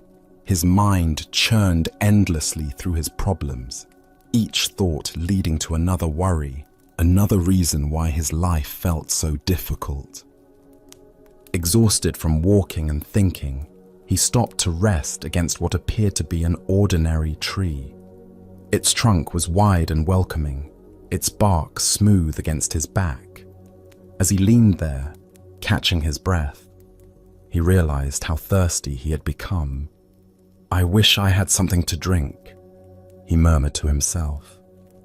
Instantly, as if materializing from thin air, a cup of cool, clear water appeared in his hand. He stared at it in disbelief, turning the cup this way and that, examining it for some trick or illusion. The water looked pure, inviting. Tentatively, he brought it to his lips and drank. It was the most refreshing water he had ever tasted, cool and sweet, exactly what his parched throat needed. "That was strange," he said aloud, but his stomach chose that moment to growl with hunger. Almost without thinking, he wished for food. A simple but nourishing meal appeared before him on a wooden plate. Fresh bread, ripe fruit, and vegetables that looked as if they had just been harvested. The aroma made his mouth water. He ate slowly, marveling at each bite. "My wishes are being granted," he whispered in amazement. The realization sent a thrill through his entire body. "Well then," he said with growing excitement, "I wish for a beautiful home of my own." Before his eyes, in the meadow just beyond the tree, a magnificent house materialized. It was everything he had ever dreamed of. Spacious rooms filled with light, comfortable furnishings, gardens blooming with flowers. His heart raced with joy as he stood and approached his new home. "If I have such a house," he reasoned, "I'll need help to maintain it."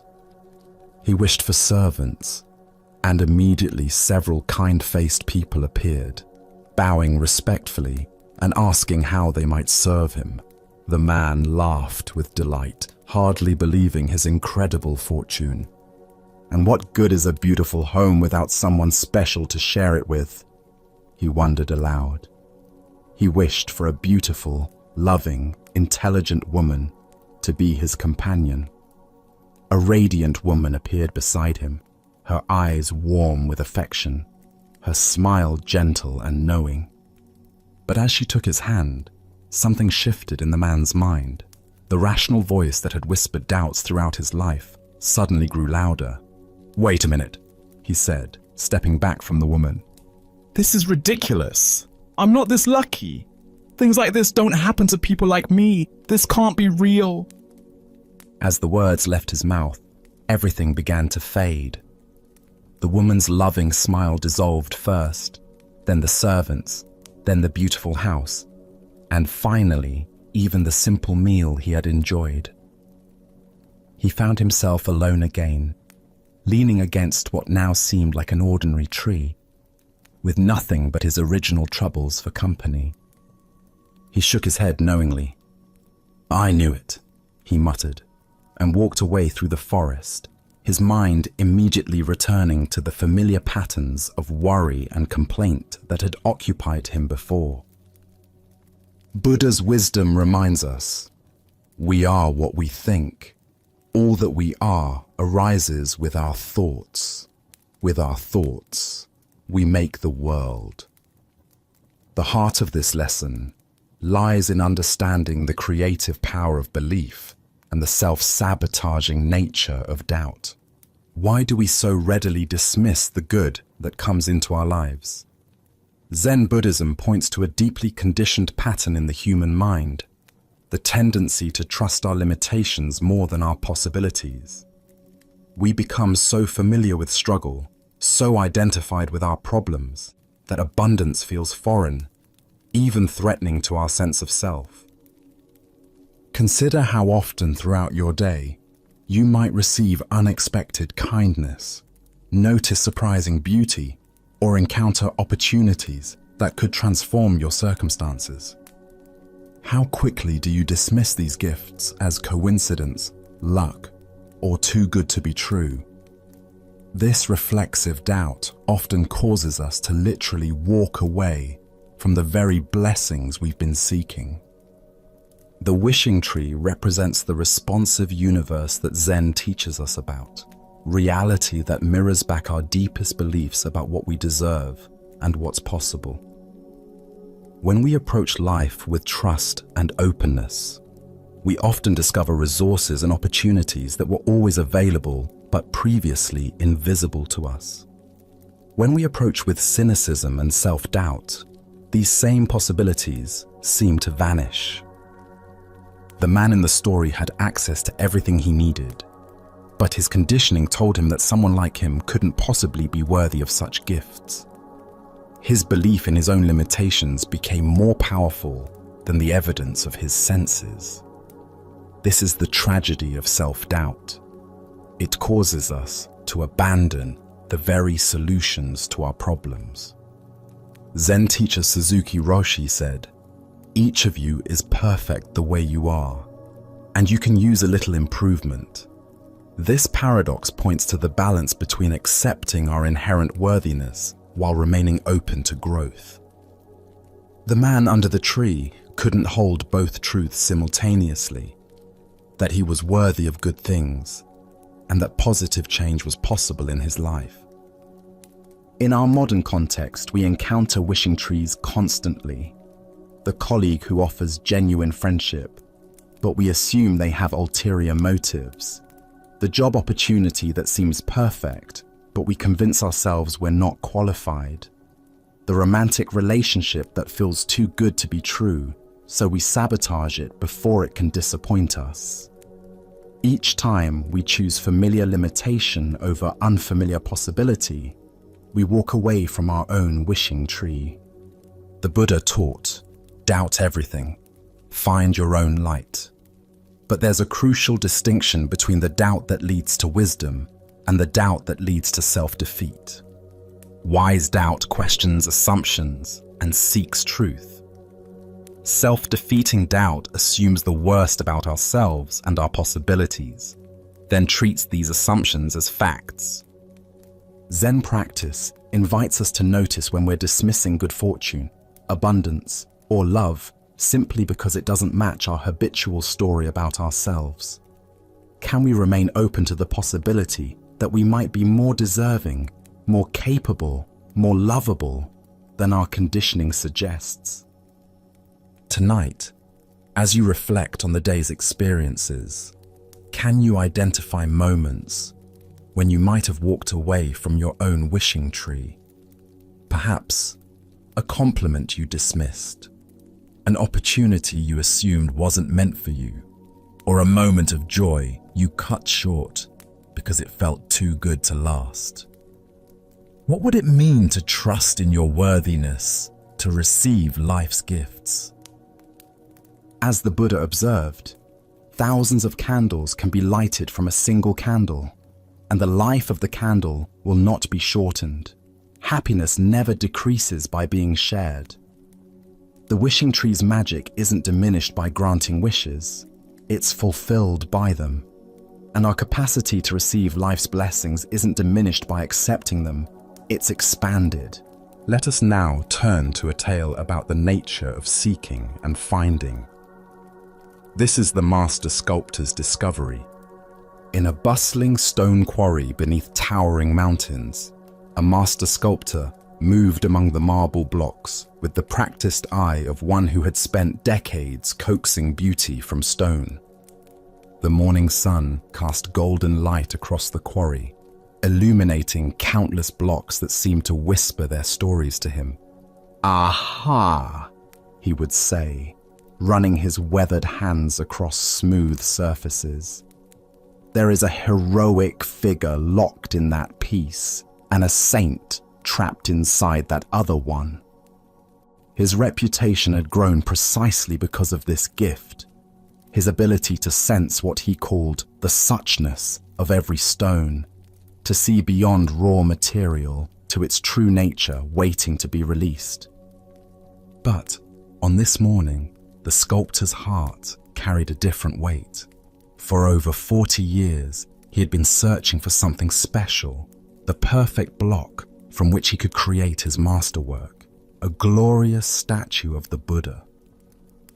His energies were waning now, and still this elusive Buddha block remained hidden from him. He had traveled to great quarries around the world, consulted experts, hired specialists to scour remote areas, yet nowhere could he find that one perfect slab that would allow him to release the most perfect likeness of Buddha. Feeling the weight of his lifelong quest, the sculptor sought consolation from a local Zen priest who headed a small temple at the end of his street. The temple was modest, with a peaceful courtyard where a stone well sat, surrounded by carefully tended moss. "Master," the sculptor said, bowing deeply, "I have searched for 40 years for the perfect stone from which to carve the Buddha. My life's work remains incomplete." The priest listened with kind eyes, then smiled gently. "No problem," he said with such simplicity that the sculptor felt both confused and hopeful. "Do you mean you can tell me where I might find the perfect material from which I can release the Buddha of my dreams?" the sculptor asked, excitement rising in his voice. Of course. "Where?" The priest raised his hand and pointed across the courtyard. "Over there," he said, indicating the stone well. The excited sculptor hurried to the well and peered down into the still, dark water.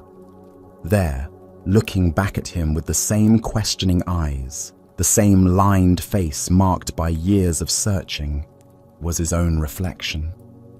Buddha's wisdom reminds us, if you cannot find the truth right where you are, where else do you expect to find it? The deeper teaching here shows us that what we seek most desperately often lies not in some distant place or perfect circumstance, but in the very ground of our own being. Why do we exhaust ourselves searching everywhere except within? Zen Buddhism reveals that we become so focused on the object of our search that we forget to examine the searcher. The sculptor had examined thousands of stones, traveled countless miles, yet never considered that the very consciousness doing the seeking was itself the perfect material for awakening. Consider how often throughout your day you postpone contentment, waiting for better circumstances. "I'll be happy when I get the promotion, find the right partner, when conditions are finally perfect." This is seeking the Buddha block everywhere, except in the reflection looking back at us right now. Zen master Huangpo taught, "Your everyday mind, that is the way." The sculptor's profound realization wasn't that he needed to become something different, but that he needed to recognize what he already was. The perfect material for expressing Buddha nature isn't found in external circumstances, but in the awareness that recognizes, seeks, and creates.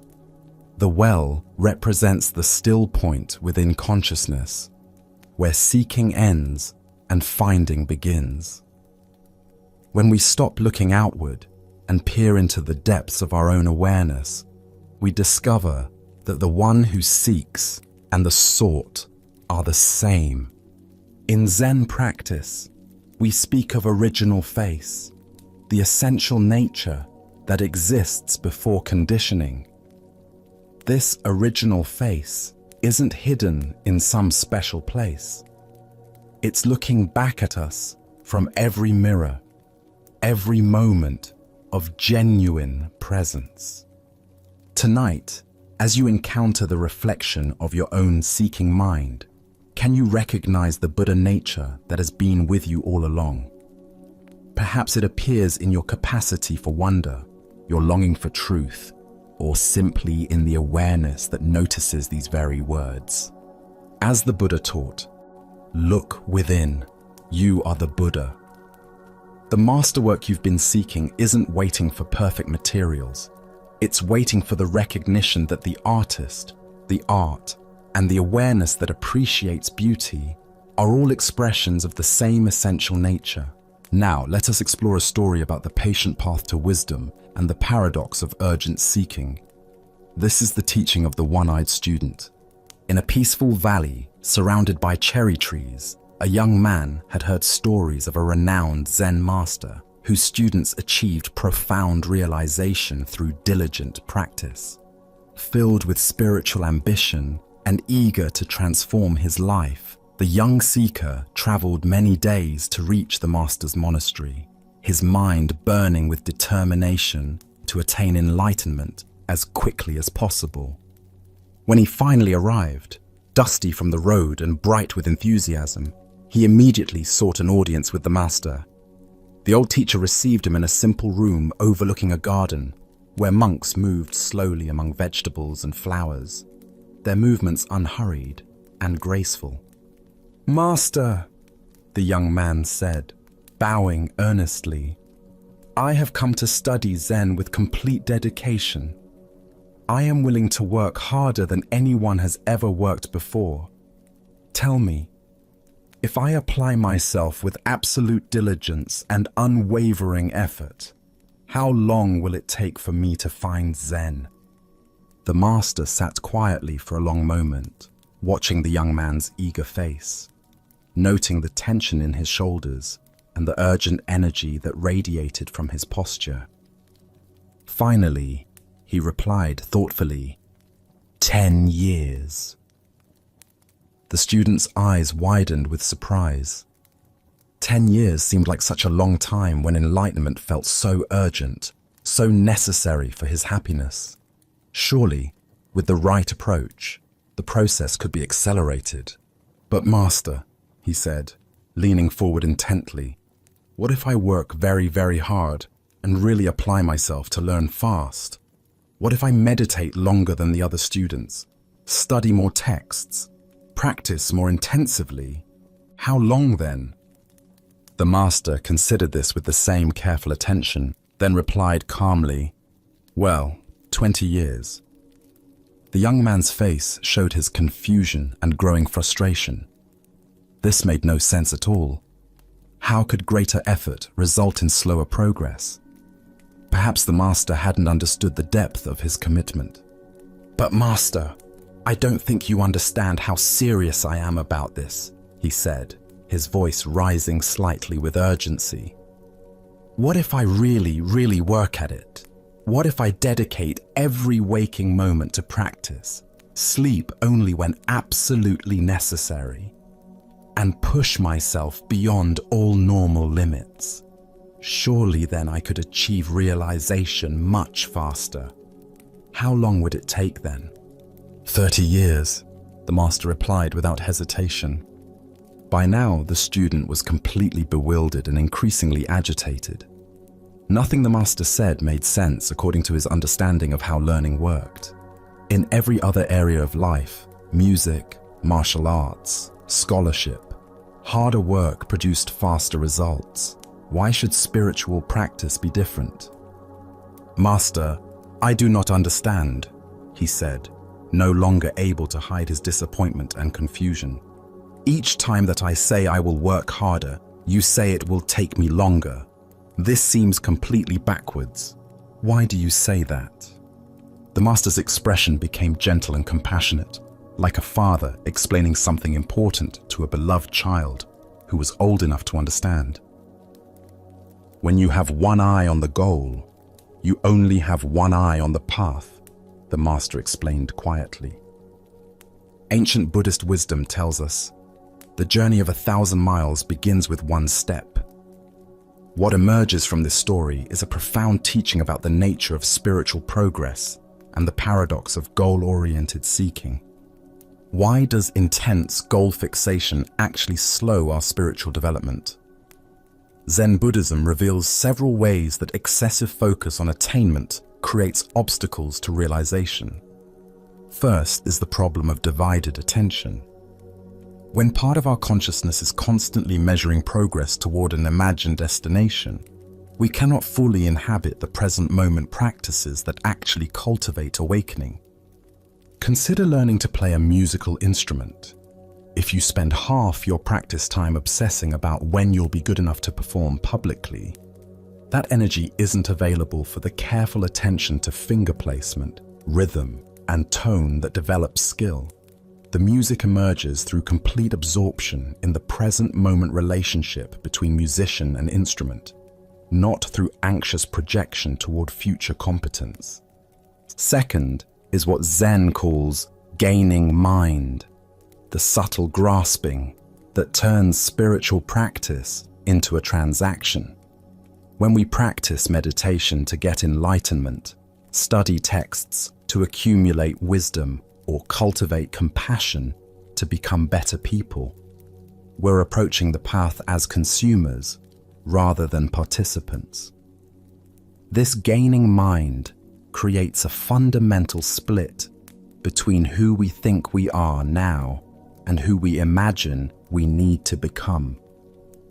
The Buddha said, "What you are looking for is where you are looking from." This profound teaching points to the very heart of the master's lesson. Zen is not something we attain, but something we recognize. It's not a destination we reach, but the very awareness with which we walk the path. This ancient wisdom illuminates why urgent spiritual seeking often becomes self-defeating. When we're frantically pursuing enlightenment, we're operating from the assumption that our present experience is somehow inadequate or incomplete. But Zen teaches that the seeking mind itself is the very awareness we're seeking to find.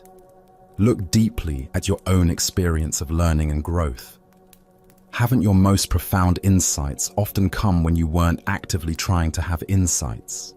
Perhaps while walking in nature, washing dishes, or simply sitting quietly without agenda. These moments of natural awareness reveal what the master was pointing toward.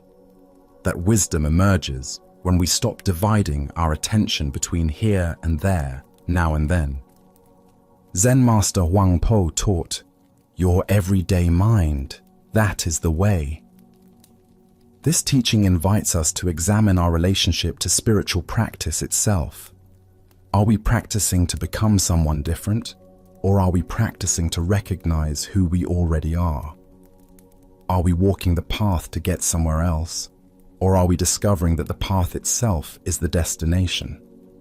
The student's error wasn't his desire for realization, but his assumption that it existed somewhere other than in his present moment experience. Each time he proposed working harder, he was actually moving further from the natural awareness that practice reveals. Like trying to catch your own shadow by running faster, the more urgently you chase it, the more it seems to flee. In Zen practice, we cultivate what's called just sitting. Meditation without gaining mind, without agenda, without dividing attention between practice and goal. This doesn't mean we become passive or lose our dedication. Instead, we bring wholehearted attention to each moment of practice, allowing insights to emerge naturally rather than forcing them through willful effort. Consider how this teaching might apply to other areas of your life. Perhaps in relationships, where trying too hard to be loved often pushes others away, or in creative work, where forcing inspiration typically produces stilted results, while relaxed attention allows natural creativity to flow. Tonight, as you notice your mind racing toward imagined destinations, the person you want to become, the peace you want to find, the understanding you want to achieve, can you remember the Master's teaching? Can you gently return both eyes to the path, discovering that the journey itself contains everything you thought you were seeking at its end? Buddha spoke of this when he said, "There is no way to happiness. Happiness is the way." By walking the path with undivided attention, we discover that what we thought lay at its end was present in every step. Let us now turn to a story about the most profound spiritual truth hiding in the most obvious place. This is the dialogue between Joshu and Nansen about the ordinary mind. In a quiet mountain monastery where morning mist drifted between ancient pine trees and the sound of temple bells echoed across distant valleys, two masters engaged in a conversation that would illuminate the very heart of Zen understanding. Joshu, despite his own considerable wisdom and years of practice, approached his teacher Nansen with the earnestness of a sincere student seeking to understand the deepest mysteries of existence. The two men sat facing each other in the temple's meditation hall, where countless seekers before them had wrestled with the same fundamental questions about the nature of awakening. Joshu's inquiry came from a place of genuine perplexity. After years of intensive practice, meditation and study, he still felt uncertain about the very foundation of the spiritual path. "Master," Joshu began with characteristic directness, "what exactly is the way? With all our practices and teachings, what are we ultimately seeking?" Nansen's response was immediate and surprisingly simple. "Ordinary mind is the way," he replied, as if stating the most obvious fact in the world. This answer clearly puzzled Joshu, who had expected something more esoteric, more complex, more removed from everyday experience. "If ordinary mind is the way," he pressed further, "then should we direct ourselves toward cultivating it? Should we make it our spiritual goal?" Nansen shook his head gently. "If you direct yourself toward it, you immediately go away from it," he explained. "The very effort to attain ordinary mind makes it extraordinary, and therefore no longer ordinary." Now Joshu found himself in what seemed like an impossible logical bind. "But Master, if we don't try to cultivate or attain anything, how can we ever know that this ordinary mind is actually the way? How can we recognize it without some form of practice or effort?" Nansen's final response cut through all philosophical complexity with razor-sharp clarity.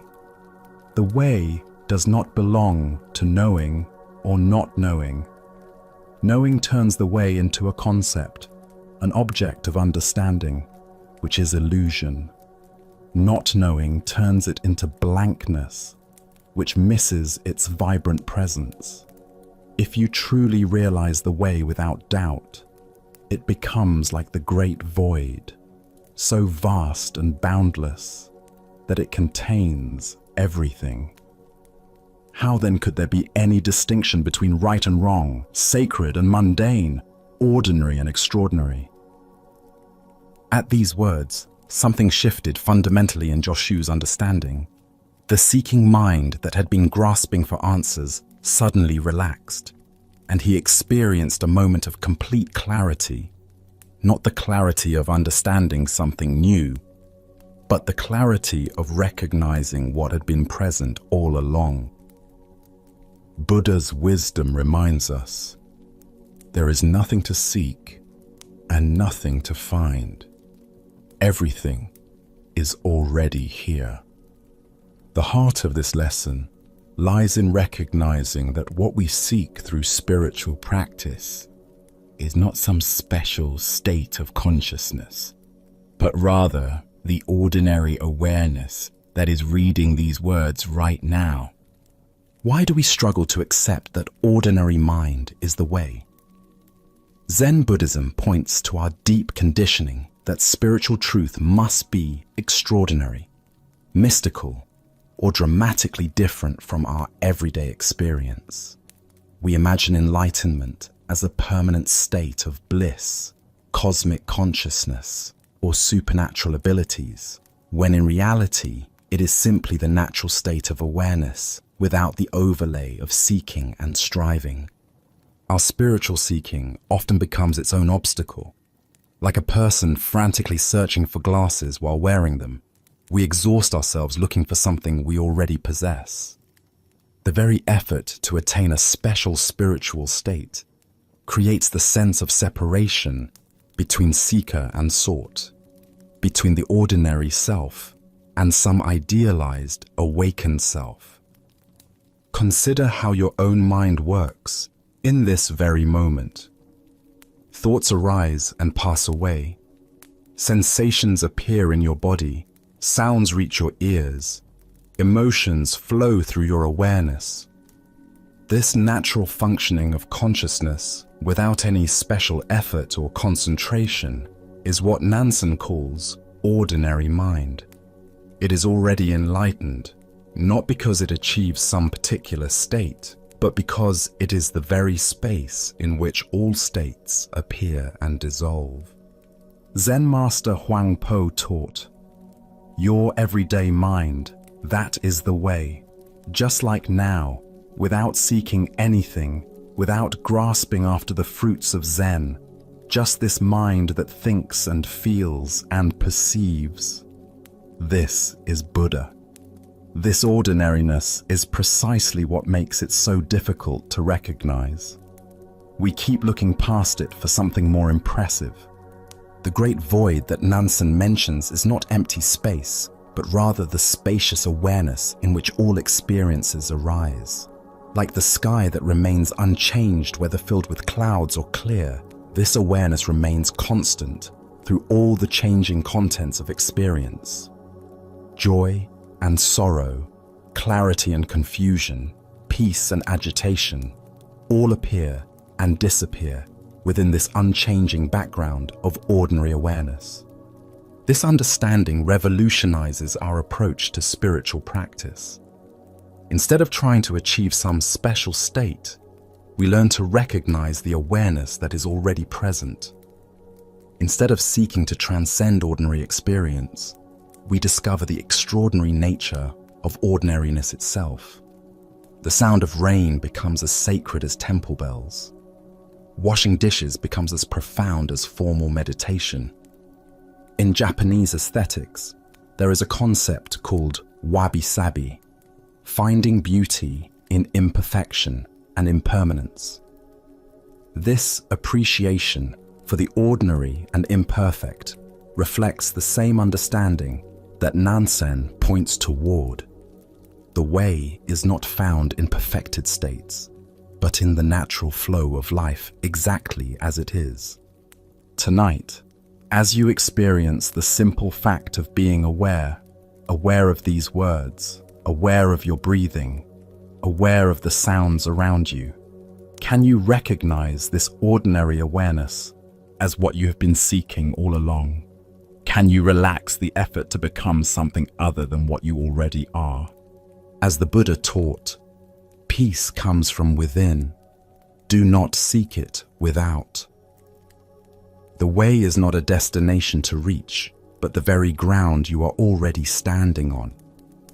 In accepting your ordinary mind as Buddha mind, you discover that the spiritual journey was never about going somewhere else, but about recognizing where you have always been. Now, let us explore a story about recognition and the wisdom hidden in plain sight. This is the lesson of the visitor and the holy man. Word had spread throughout the countryside about a remarkable holy man who possessed extraordinary wisdom and spiritual power. People said he could answer any question, solve any problem, and provide guidance that would transform the most troubled life. He lived, according to these stories, in a simple house high atop a mountain, far from the distractions and corruptions of ordinary village life. A man from the valley below had been struggling with a persistent problem that seemed to have no solution. He had tried everything he could think of, consulting friends, seeking advice from local elders, even visiting other teachers, but nothing had brought him the clarity or peace he desperately sought. When he heard about the holy man on the mountain, he knew he had to make the journey, no matter how difficult it might be. The path up the mountain was steep and treacherous. The man climbed for hours under the burning sun, his feet growing sore, his breathing labored, his water supply dwindling, but his determination never wavered. He was certain that once he reached the top and met this legendary figure, all his troubles would be resolved through the holy man's superior wisdom and spiritual insight. Finally, after a grueling climb that left him exhausted and dusty, he reached the simple house at the mountain's peak. The structure was modest and weathered, exactly what he had expected for someone who had transcended worldly concerns. He approached the door with a mixture of anticipation and reverence, preparing himself to meet someone who possessed wisdom far beyond that of ordinary people. When he knocked, an elderly servant answered. The man was plain and unremarkable, his clothes simple, his manner humble, his appearance entirely ordinary. He looked like any of a dozen servants the visitor might encounter in his own village. "I would like to see the wise holy man," the visitor said, barely glancing at the servant as he spoke. His eyes were already searching past the old man into the house, eager to catch a glimpse of the extraordinary being he had climbed so far to meet. The servant smiled warmly and gestured for him to enter. "Please, come inside," he said gently, leading the way through the modest dwelling.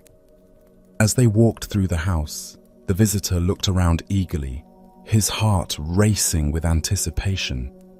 He examined every room they passed, searching for signs of the holy man's presence, perhaps special robes, sacred objects, or an aura of otherworldly peace. The servant continued to guide him quietly through the simple rooms, past basic furnishings and ordinary household items. Before the visitor quite realized what was happening, they had walked through the entire house and arrived at the back door. The servant opened it and gestured toward the path that led back down the mountain. The visitor stopped abruptly, confusion and disappointment washing over him. "Wait," he said, turning to face the servant with growing frustration. "I didn't come all this way to be escorted through an empty house. I want to see the holy man. Where is he?" The old servant's smile deepened, and his eyes twinkled with gentle amusement. "You already have seen him," he said quietly. "But, more importantly, I have a teaching for you that will solve whatever problem brought you here today." The visitor stared at him, not understanding. This ordinary old man couldn't possibly be the legendary holy figure he had heard about. Where was the radiant presence, the obvious signs of spiritual attainment, the dramatic wisdom that everyone talked about? "Here is the teaching," the servant continued, his voice soft but carrying absolute conviction. "Everyone you meet in life, even if they appear plain and insignificant to you, see each of them as a wise, holy man or woman. If you can do this, if you can truly see the sacred in every person you encounter, then whatever problem you brought here today will be solved. Buddha's wisdom tells us, if you want to know your past, look at your present condition. If you want to know your future, look at your present actions. This tale unveils the profound truth that we find what we're prepared to see, and our capacity for recognition determines what wisdom becomes available to us. Why do we search for the sacred in special places and extraordinary people while overlooking the wisdom that surrounds us every day? Zen Buddhism points to our conditioning that associates spiritual truth with dramatic appearances, exotic circumstances, and obviously impressive figures. But the deepest teachings often come disguised as the most ordinary encounters. The visitor's problem wasn't really the external difficulty that brought him to the mountain. His deeper problem was his inability to recognize wisdom when it didn't match his preconceptions. He was so focused on finding someone who looked like his idea of a holy man that he almost missed the actual holy man standing right in front of him. Consider your own daily interactions. How often do you dismiss people because they don't seem impressive, educated, or obviously wise? The checkout clerk who greets you with genuine warmth, the janitor who works with quiet dignity, the child who asks innocent but profound questions. Any of these encounters might offer exactly the insight you need if you're prepared to receive it. This teaching transforms how we move through the world. Instead of searching for wisdom in special places or waiting for obviously enlightened teachers to appear, we begin to approach every person as a potential source of insight. The homeless person on the street, the difficult co-worker, even the family member who annoys us. Each becomes a teacher when we're ready to learn. Zen Master Dogen taught, to study the Buddha way is to study the self. To study the self is to forget the self. When we truly see others as sacred, we naturally forget our own ego's need to feel superior or special. The visitor's disappointment came from his attachment to being someone who had access to exclusive wisdom rather than someone who could recognize wisdom everywhere. The Buddha said, "Thousands of candles can be lighted from a single candle, and the life of the candle will not be shortened. Happiness never decreases by being shared." Every person carries this same capacity to kindle understanding in others, but only when we approach them with the recognition that they might have something valuable to offer. Look deeply at your current relationships and daily encounters. Where might you be overlooking wisdom because it comes in an ordinary package? What would change in your interactions if you truly treated every person as someone who might be a disguised holy man or woman? Tonight, as you consider the various people in your life, family members, colleagues, strangers you encounter, can you practice the holy man's teaching? Can you look past surface appearances and social roles to see the deeper wisdom that every conscious being carries? Can you approach tomorrow's interactions with the recognition that your next teacher might be standing right in front of you, waiting to be seen? As the Buddha observed, in the sky, there is no distinction of east and west. People create distinctions out of their own minds and then believe them to be true. The distinction between holy and ordinary, wise and simple, teacher and student exists primarily in our own minds. When we learn to see past these artificial categories, we discover that wisdom is everywhere, waiting patiently for our recognition. Now, let us experience a Zen story about the unexpected nature of enlightenment. This is the kitchen monk's realization. In the serene mountains surrounding Lake Hakone stood a great monastery known throughout Japan for its rigorous practice and deep wisdom. Among the monks lived a humble man named Ichi, whose life would teach us about the profound difference between seeking and finding. For 55 years, Ichi had labored faithfully in the monastery kitchen, while other monks sat in formal meditation or engaged in scholarly debates. Ichi chopped vegetables, tended fires, and prepared meals with quiet dedication. His hands had grown permanently stained, his back bent from years of service, yet he approached each task with careful attention. But Ichi carried a heavy burden. Since his earliest days, he had been assigned a koan, one of those paradoxical questions that Zen masters use to crack open the thinking mind. His was the famous puzzle: what is the sound of one hand clapping? Day after day, year after year, he wrestled with this question, trying to solve it through logic, intuition, every approach his mind could devise.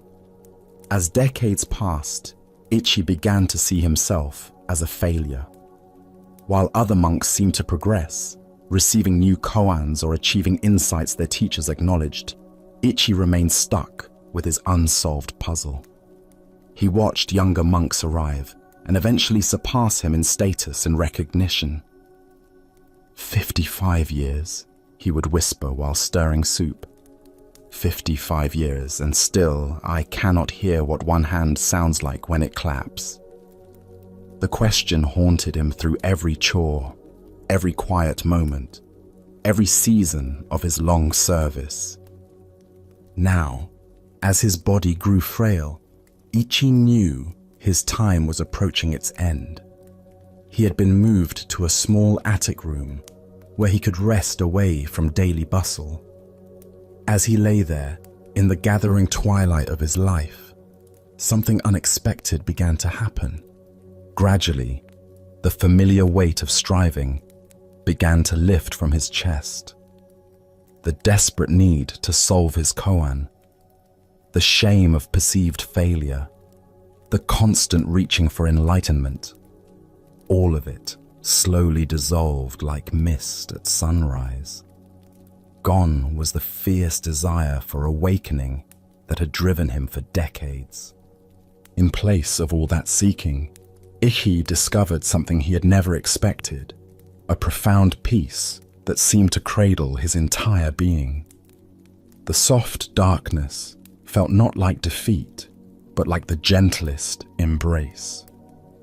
His breathing slowed, and with it, the churning of thoughts that had occupied his mind for so many years. It was in this exquisite silence, when there remained no more questions nor need for answers, when even the need for breathing seemed to fade into quiet acceptance, that Ichi finally heard it. The whooshing silence of one hand clapping filled his awareness, not as a sound, but as the very nature of existence itself, the sound that had been present all along beneath all the noise of seeking.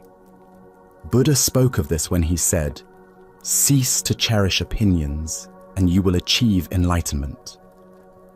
Here we discover that enlightenment isn't something we attain through effort, but something we uncover when the effort finally ceases. Why do we struggle so intensely with the very seeking that prevents us from finding what we seek? The mind creates a fundamental split between the seeker and the sought, keeping us perpetually reaching for something we imagine exists elsewhere, in some future moment when we'll finally get it.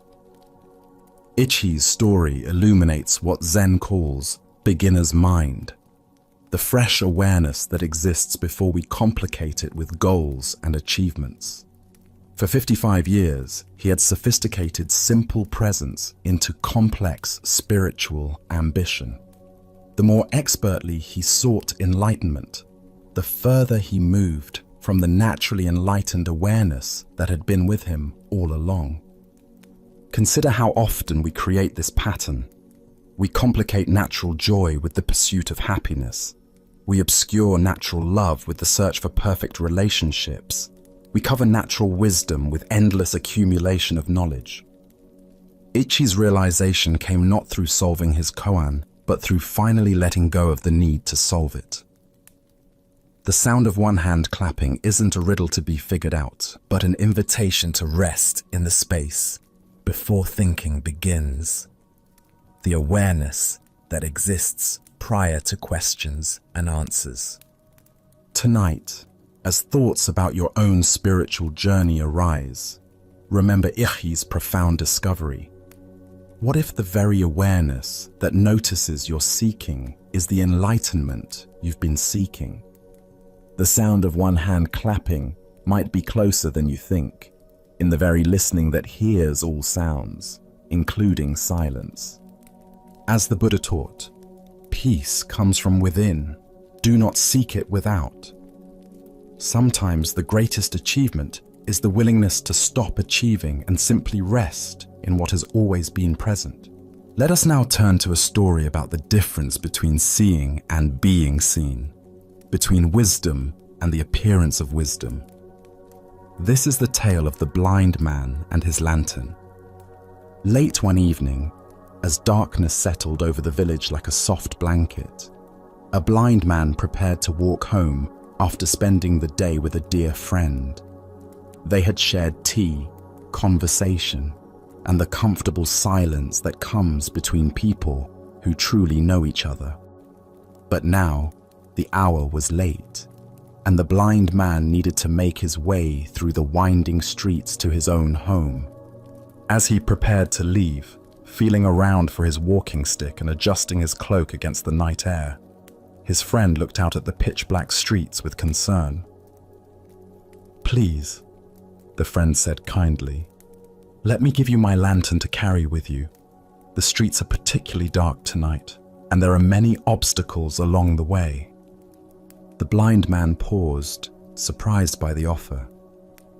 "Why would I need a lantern?" he asked with gentle amusement. "You know I cannot see. The light won't help me find my way any better than darkness would. My feet know these streets, and my other senses guide me just fine." "Ah," his friend replied thoughtfully, "but perhaps the lantern isn't for you to see better. Perhaps it's so that others will see you better and won't accidentally bump into you as they hurry through the dark streets." This reasoning made perfect sense to the blind man. While he had learned to navigate the world without sight, he understood that others depended on their eyes and might not notice him in the darkness. "Of course," he said, accepting the lantern gratefully. "How thoughtful of you." The lantern was a simple but beautiful thing, made of rice paper stretched over delicate bamboo strips, with a candle secured safely inside. His friend lit the candle, and the warm glow illuminated a circle of ground around the blind man's feet. Even though he couldn't see the light himself, he could feel its warmth and knew that others would see him coming from a good distance away. Off he went into the night, the lantern swinging gently at his side as he made his way along the familiar path toward home. He felt confident and considerate, knowing that he was taking care both of his own safety and the safety of others who might be traveling these same dark streets. But he had walked only a few yards when suddenly, crack, another traveler walked straight into him. The collision was jarring, sending both men stumbling. The blind man's lantern swayed wildly, and he nearly lost his balance. "Why don't you watch where you're going?" the blind man called out indignantly, steadying himself and adjusting his robes. "Can't you see this lantern? I'm carrying it specifically so people like you won't bump into me." The other traveler, equally surprised by the collision, looked at the blind man's lantern and couldn't help but laugh. "My friend," he said gently, "why don't you light the candle? Your lantern is completely dark." The blind man reached toward his lantern and felt around the bamboo frame. Sure enough, the candle had gone out shortly after he left his friend's house, though he had been completely unaware of it. He had been walking through the darkness, carrying what he believed was a source of light, but was actually just an empty container, no more illuminating than if he had carried nothing at all. The Buddha once said, "Thousands of candles can be lighted from a single candle, and the life of the candle will not be shortened. Happiness never decreases by being shared." This tale unveils the profound difference between carrying the container of wisdom and carrying wisdom itself. Why do we so often mistake the form of understanding for understanding itself?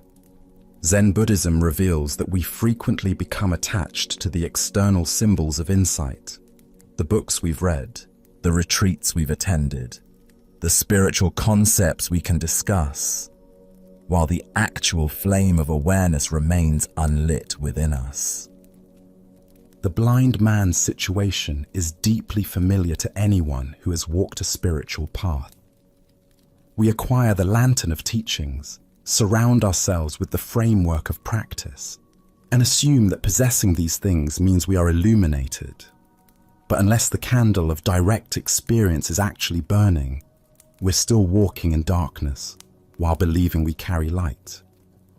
Consider your own spiritual or philosophical understanding. How much of what you believe you know is actually lived wisdom, and how much is merely conceptual knowledge you're carrying around like an unlit lantern? The difference becomes apparent only when we encounter the inevitable collisions of real life, moments when our understanding is tested by actual circumstances. In Zen practice, we distinguish between knowing about and knowing directly. You can study everything ever written about the taste of an apple, but until you actually bite into one, your knowledge remains second-hand. Similarly, we can accumulate vast knowledge about peace, compassion, or wisdom without ever actually embodying these qualities. The blind man was sincere in his intentions. He genuinely wanted to help others see him and avoid accidents. But his good intentions couldn't substitute for the actual function of a lit candle. This is the challenge of all spiritual practice, not just wanting to be wise or appearing to be wise, but actually cultivating the direct experience that makes wisdom real. Zen Master Dogen taught, "To study the Buddha way is to study the self. To study the self is to forget the self." The lantern represents our self-concept as someone who is wise, spiritual, or enlightened. As long as we're primarily concerned with maintaining this identity, the actual candle of genuine insight remains unlit. The traveler who bumped into the blind man wasn't being cruel when he pointed out the obvious. Sometimes we need others to help us see that our candle has gone out, that we've been coasting on old understanding, without tending to the flame of present moment awareness. Look deeply at your own experience. When do you find yourself carrying an unlit lantern? Perhaps it's when you offer advice you haven't fully integrated yourself, when you speak about peace while feeling agitated inside, or when you present yourself as having figured out something you're still actively struggling with. These aren't moral failures. They're simply signs that it's time to relight the candle. The beauty of this teaching is that discovering our lantern is dark isn't the end of the story, it's the beginning. The moment we realize we've been walking in darkness while believing we carried light, we can stop, find a source of flame, and actually illuminate our path. The lantern itself isn't useless. It just needs the essential element that makes it functional. In our relationships, careers, and spiritual practices, we encounter this same dynamic repeatedly. We develop the outer forms of expertise, the vocabulary, the credentials, the appearances of mastery, but sometimes lose touch with the living essence that originally inspired us. The marriage counselor whose own relationship is struggling, the teacher who has stopped learning, the spiritual practitioner who has become rigid in their practice, all are carrying unlit lanterns. The Buddha taught, "Better than 1,000 hollow words is one word that brings peace, one moment of genuine presence, authentic compassion, or real understanding illuminates more than years of accumulated concepts. The lit candle, however small, provides actual guidance in a way that the most beautiful empty lantern cannot. Zen practice continually asks us to check whether our candle is actually burning. Are we speaking from direct experience or from memory? Are we acting from present awareness or from habit? Are we offering genuine warmth and illumination, or just the appearance of these qualities? This isn't about achieving perfection or never having our candle go out. Candles extinguish naturally. That's their nature. Wind blows them out. They burn down. They flicker and fade. The practice is in noticing when the light has gone out and having the humility to relight it rather than pretending it's still burning. Tonight, as you consider the various roles you play and the wisdom you believe you possess, can you honestly assess which lanterns in your life are actually lit? Where are you carrying genuine understanding? And where might you be relying on the mere appearance of insight?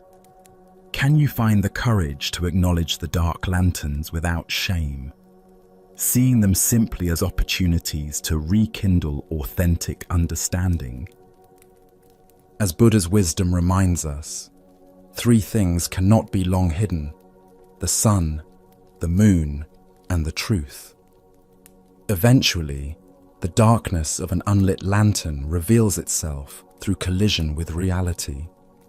But rather than waiting for these inevitable bumps, we can choose to tend our inner flame with the same care we would give to any precious light, knowing that when it burns brightly, it illuminates not only our own path, but helps others find their way as well. Let us now explore a story about acceptance, natural cycles, and what true prosperity means. This is the teaching of the rich man and the master's blessing. A wealthy merchant had built a vast fortune through years of shrewd business dealings and careful investments. His family owned multiple properties, controlled trade routes, and wielded considerable influence throughout the region. As he aged, the merchant became increasingly concerned about ensuring his family's continued prosperity long after his death. Having heard of a renowned Zen master whose wisdom was said to transcend ordinary understanding, the merchant decided to commission something special. He approached the master with a request that seemed both generous and practical. "Master," he said, bowing respectfully while displaying his finest robes and jewelry, "I would like to commission you to write something profound that will encourage the prosperity of my family for generations to come, something that my descendants can treasure and draw inspiration from long after I am gone. Money is no object. I simply want the most powerful blessing you can provide." The master listened quietly to this request, observing the merchant's obvious wealth and the sincere concern he felt for his family's future. After a moment of contemplation, he nodded his agreement and asked for a large piece of the finest paper. The merchant watched eagerly as the master prepared his brush and ink with ceremonial care. He expected elaborate calligraphy, perhaps ancient wisdom about accumulating wealth, or powerful mantras that would ensure his family's continued success in business and life. The master's reputation suggested that whatever he wrote would be both beautiful and profound. With simple, elegant strokes, the master wrote just 7 words. Father dies, son dies, grandson dies. When the merchant read what had been written, his face flushed red with anger and disbelief. This was not at all what he had expected or requested. "Master!" he exclaimed, his voice rising with indignation. I asked you to write something that would bring happiness and prosperity to my family for generations. Instead, you give me this depressing message about death. Why do you give me something so depressing like this?" The master looked at him with calm, compassionate eyes and began to explain the deeper meaning behind what might appear to be a morbid prediction. "Consider carefully what I have written," the master said gently. "If your son should die before you, this would bring unbearable grief to your family. Parents are not meant to outlive their children. Such loss creates a wound that never fully heals. If your grandson should die before your son, this too would bring tremendous sorrow to your family and disrupt the natural flow of life." The merchant began to listen more carefully, sensing there was something deeper in the master's words than he had initially understood. "But if your family continues, generation after generation, with each death occurring in the natural order I have described, this represents the ideal course of life. This is the pattern that brings the least suffering and the greatest harmony. This natural succession, where each generation has time to live fully before passing responsibility to the next, is true happiness and genuine prosperity." As the Buddha taught, of all things, impermanence is the most sacred.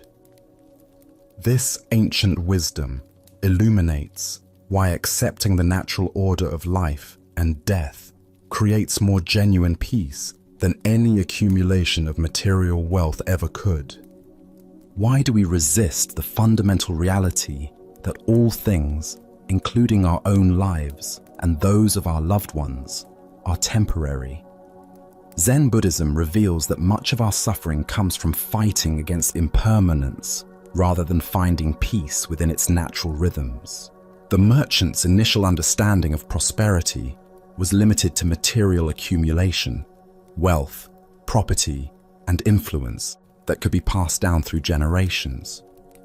But the master pointed to a deeper form of prosperity, the blessing of a family that experiences life and death in harmony with natural order rather than in tragic disruption of it. Consider how different our relationship to mortality becomes when we see death not as failure or tragedy, but as the natural conclusion of a life fully lived. The master's blessing wasn't morbid. It was recognition that the greatest gift we can wish for our families is that each generation has the opportunity to live completely before making way for the next. This teaching also reveals the limitation of trying to control the future through accumulation of resources. The merchant wanted to ensure his family's prosperity through external means, but the master suggested that true prosperity comes from accepting life's fundamental conditions rather than attempting to transcend them. In our modern context, we often measure family success by material legacy, the wealth we leave behind, the properties we pass down, the financial security we provide. But how often do we consider the emotional and spiritual legacy of a family that understands and accepts life's natural rhythms? The Buddha said, "All conditioned things are impermanent. Strive on with diligence." This teaching reminds us that even while we work diligently to create good conditions for ourselves and our loved ones, the ultimate prosperity comes from understanding and accepting the temporary nature of all achievements. Look deeply at your own hopes and fears for your family's future. How much energy goes toward trying to control outcomes that are ultimately beyond our control? What would it mean to wish for your loved ones not immunity from life's natural processes, but wisdom and acceptance in meeting them? The master's blessing contains a profound recognition. The alternative to natural order is not preservation, but tragedy. By wishing for the normal sequence of generational transition, he was wishing for the absence of the premature deaths and disrupted cycles that create the deepest forms of suffering. Tonight, as you consider what you most hope for your family and loved ones, can you remember the Master's wisdom? Can you see that the greatest blessing might not be the avoidance of mortality, but the grace to experience it in harmony with natural order? Buddha's wisdom reminds us, better than 1,000 hollow words is one word that brings peace. The Master's 7 words brought the merchant face to face with the ultimate reality that no amount of wealth can change: our participation in the endless cycle of birth, life, and death that characterizes all existence. True prosperity lies not in escaping this cycle, but in dancing gracefully within it. Let us continue on our journey with a teaching about the dangerous gap between conceptual understanding and lived experience. This is the story of the one-eyed monk and the silent debate. In ancient China, when traveling monks wandered from monastery to monastery seeking teachings and testing their understanding, a particular custom had developed among Zen communities. Before a wandering monk could receive lodging for the night, he had to engage in what was called Dharma combat, with either the abbot or a designated representative. This wasn't physical fighting, but a contest of spiritual wit and understanding, where profound questions and paradoxical answers revealed the depth of each participant's realization. At one renowned monastery nestled in bamboo forests, a travel-worn monk arrived as evening shadows began to lengthen across the courtyards. His robes were dusty from mountain paths, his straw sandals worn thin, but his eyes carried the alert brightness of someone genuinely seeking deeper understanding. The abbot, busy with evening duties, assigned his personal attendant to conduct the traditional Dharma encounter. This attendant had served the monastery faithfully for many years, though he possessed what others might consider a disadvantage. He had lost one eye in an accident during his youth. Despite this physical limitation, or perhaps because of the clarity it had brought to his inner vision, he had developed profound insight into the Buddha's teachings. When the two monks met in the monastery's formal reception hall, the traveling monk proposed something unusual. "Let us engage in silent debate," he suggested, gesturing with his hands to indicate they would communicate through gestures alone rather than words. Sometimes the deepest truths transcend language altogether. The attendant nodded agreement, and they began their wordless exchange. The wayfarer raised one finger toward the ceiling, holding it steady with an expression of calm confidence. Without hesitation, the attendant responded by raising 2 fingers. The traveling monk, seeming pleased by this response, then raised 3 fingers. At this, the attendant surprised him by making a tight fist and holding it firmly in the space between them. The traveling monk's confident expression faltered. For a moment, he stared at the clenched fist, his face showing confusion and something approaching alarm.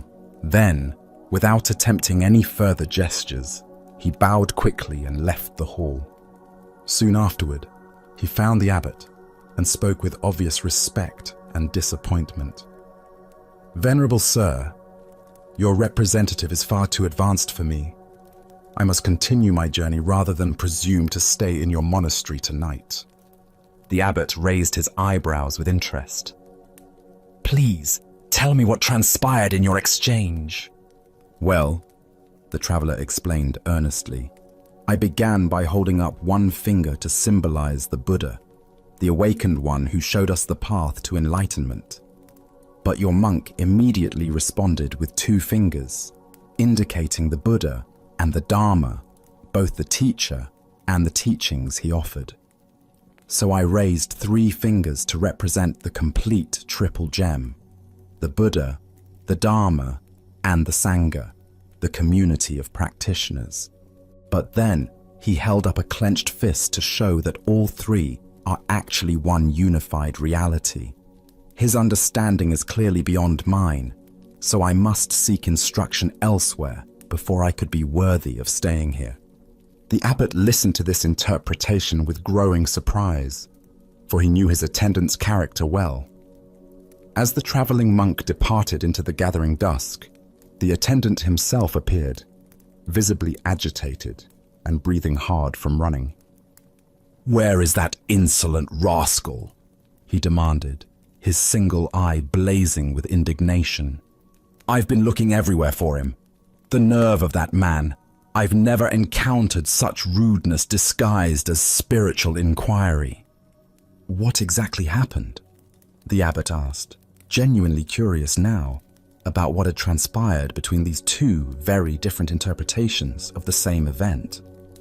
"First," the attendant explained, his voice rising with remembered offense, "he insulted me by holding up one finger to indicate that I had only one eye. Can you imagine? Here I thought we were engaging in spiritual discourse, but he immediately drew attention to my physical limitation. Determined to remain polite despite such crudeness, I held up two fingers to acknowledge that he was blessed with two eyes. I was trying to show that I bore him no ill will for his thoughtless comment." The attendant paused to catch his breath, his agitation increasing as he continued. But the scoundrel wasn't satisfied with that insult. Next, he held up three fingers to rub it in further, indicating that between the two of us, there were only 3 eyes total. He was deliberately emphasizing our difference, making sure I couldn't forget my disability. That's when I'd had enough. I made a fist because I was about to hit him for his persistent rudeness. But the coward saw what was coming and ran off before I could teach him proper manners. The abbot stood in stunned silence, contemplating this remarkable demonstration of how two people could participate in identical events while inhabiting completely different realities. The Buddha taught, "We see the world not as it is, but as we are." This profound truth reveals itself in the complete misunderstanding between our two monks, each of whom experienced the exact same gestures while living in entirely different interpretations of reality.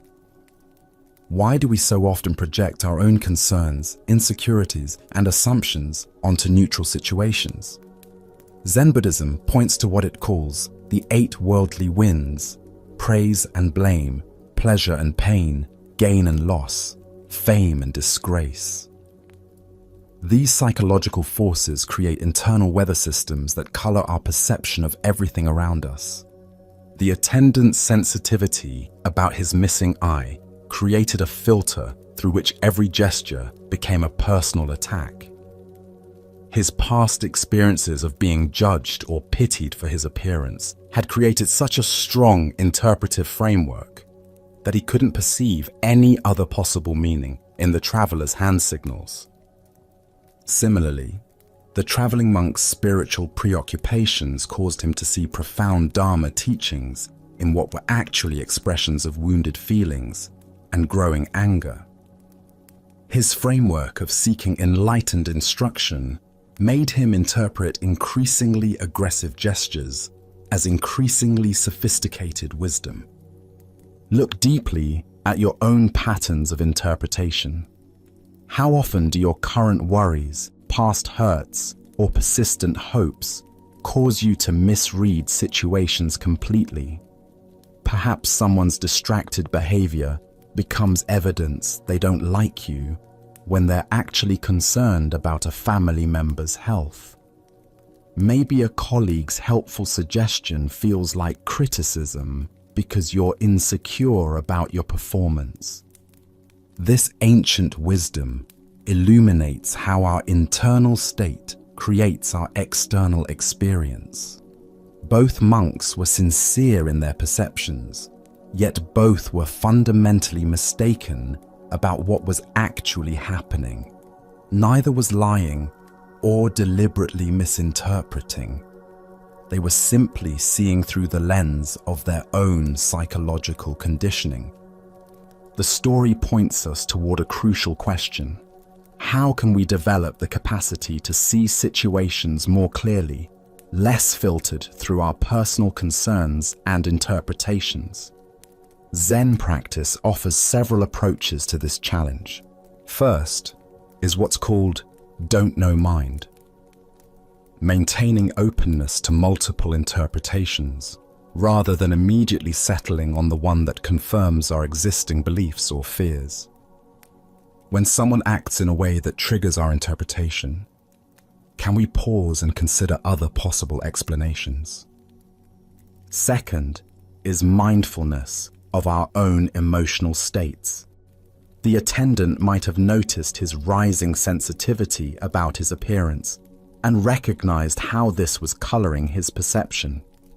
The traveler might have observed his eagerness to find profound teachings and questioned whether he was seeing wisdom where none existed. Zen Master Bankei taught, "Your everyday mind, that is the way." This teaching invites us to examine the very mind that creates these interpretations, rather than constantly trying to figure out the correct interpretation of external events. The Buddha said, "Hatred is never appeased by hatred in this world. By non-hatred alone is hatred appeased. This is a law eternal." If the attendant had met the traveler's perceived insults with curiosity rather than defensiveness, if the traveler had questioned his assumptions about enlightened behavior, their encounter might have become a genuine teaching for both. Tonight, as you replay conversations and interactions from your day, can you notice how your own concerns and sensitivities might have shaped your interpretations? Can you sense the difference between what actually happened and the meaning your mind added to those events? As the Buddha taught, peace comes from within. Do not seek it without. By understanding how our internal weather creates our external storms, we discover the possibility of clear seeing that serves both wisdom and compassion. Let us continue on our journey with a story about discovering the source of true freedom. This is the tale of the student and the master's heart. In a peaceful monastery garden where cherry blossoms drifted like snow, a young student approached his teacher during evening meditation. The master sat beneath an ancient maple tree, twilight painting the sky in soft purples and golds. This student had been practicing earnestly for years, yet lately questions had been arising that reached deeper than formal instruction. Taking a seat beside his teacher, the student gathered courage to voice what had been troubling him. "Master," he began quietly, "when I was young, I had a deep desire for my family and loved ones to be proud of me. I wanted to excel in studies, to accomplish things that would make them beam with joy. Were you ever the same way?" The master turned his gentle gaze toward the student, seeing in the young man's eyes the same earnest longing that had once driven his own seeking. After contemplative silence, he replied simply, "Yes, I was very much the same." The student felt relief at this admission. "Why did you desire their pride so intensely?" he asked. "What was driving that need for approval?" The master smiled with tender recognition. "I wanted them to feel they had more reason to love and accept me," he said thoughtfully. "If I could make them proud, surely their love would be secure and abundant. But the reason I desired this went even deeper." The student leaned closer, sensing they were approaching something essential. "I sought their love so desperately," the master continued, "because I, in turn, would feel I had sufficient reason to love and accept myself. I was seeking permission from others to feel good about who I was. Their approval would be evidence of my worthiness, even to myself. That was what lay at the root of all my striving. The master paused, watching the first stars appear. But then one day, I awakened to a revolutionary possibility. I realized I could ask myself a different question. What if I could bypass all external validation and simply learn to love and accept myself unconditionally? What if I didn't require anyone else's approval to feel genuinely good about my existence? The student felt something shift in his chest as these words settled. I imagined what it would be like if my happiness no longer depended on outer circumstances, on whether people approved or disapproved of my choices. What if my sense of worth could be as constant as my own heartbeat, independent of any external validation? The student could feel his teacher's words pointing toward a freedom he had never considered. And that realization began your quest for self-realization? Exactly, the master nodded. That was when my true spiritual journey began, not with seeking something outside myself, but with discovering what was already complete within. After contemplative silence, the student asked, "And did you never again desire their pride? Did that longing completely disappear?" The master chuckled softly. "Oh, my ego certainly continued to desire approval. Conditioned patterns don't vanish overnight, but something fundamental had shifted in my relationship to those desires. I no longer completely identified with my ego as I had before." He gestured toward the darkening garden, where fireflies had begun their dance. I learned to see those approval-seeking thoughts as passing phenomena, like these fireflies appearing and disappearing. I could observe them with interest and compassion, but I no longer gave them power to determine my worth. "So you still cared what others thought?" the student asked. "I respected their opinions and honored their perspectives," the master replied. "But I no longer gave them so much weight. Their approval became like weather, sometimes pleasant, sometimes not, but no longer the determining factor in whether I felt at peace with myself."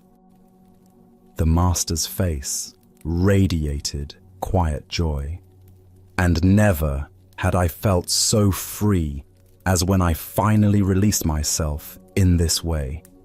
It was like discovering I had been carrying invisible chains for decades, and suddenly they fell away. The love I had been seeking outside was revealed to have been within me all along. Buddha's wisdom reminds us, if you truly loved yourself, you would never hurt yourself with destructive thoughts, actions, or choices. This teaching points to the heart of the master's discovery. Most suffering stems from the mistaken belief that we must earn the right to love ourselves through external achievements or approval. Here, we discover one of the most revolutionary insights available. Self-love is not a reward to be earned, but our natural birthright to be claimed. We are born complete and worthy, not because of what we accomplish, but simply because we exist. Why do we find unconditional self-love so difficult? From childhood, we absorb messages suggesting love must be earned through good behavior, achievement, or pleasing others. We learn to treat ourselves the way we were treated, often with criticism and conditions.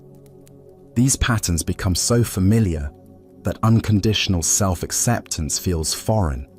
Our culture intensifies this conditioning by promoting the myth that happiness comes from external sources. Each message reinforces the delusion that we are incomplete as we are. Consider how much mental energy goes toward managing others' opinions. How often do you modify authentic expression to gain approval? How much self-worth depends on external feedback rather than internal recognition of inherent value? When we love ourselves unconditionally, we create a foundation of fulfillment that allows us to enjoy others' affection without depending on it. We can receive compliments with gratitude rather than desperate hunger, and handle criticism without devastation, because our core worth remains untouched.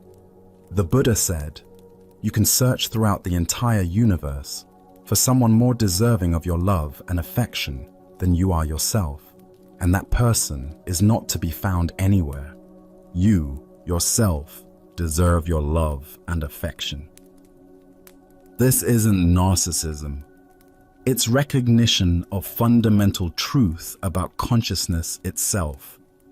Tonight, as you rest in this moment's quiet, can you sense the presence that is reading these words? This awareness that knows your thoughts and witnesses your experiences is not improved or diminished by anything that happens. It remains constant and clear, like space itself. What would it be like to treat this aware presence with the tenderness it deserves?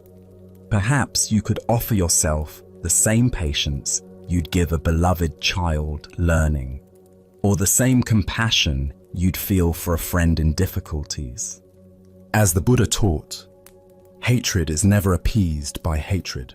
By non-hatred alone is hatred appeased. Self-criticism is never healed by more self-criticism. Only by learning to love ourselves exactly as we are do we create inner conditions for authentic transformation.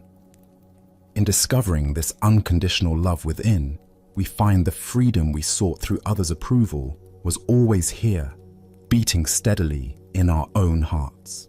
Tonight, as we bring this journey of ancient wisdom to a gentle close, can you feel how the inner peace they've unlocked isn't something you've gained from outside, but something you've rediscovered within yourself? These timeless stories, drawn from the depths of Buddhist tradition and shared in the spirit of Zen, have quietly opened doorways in your awareness that were always there, waiting to be found.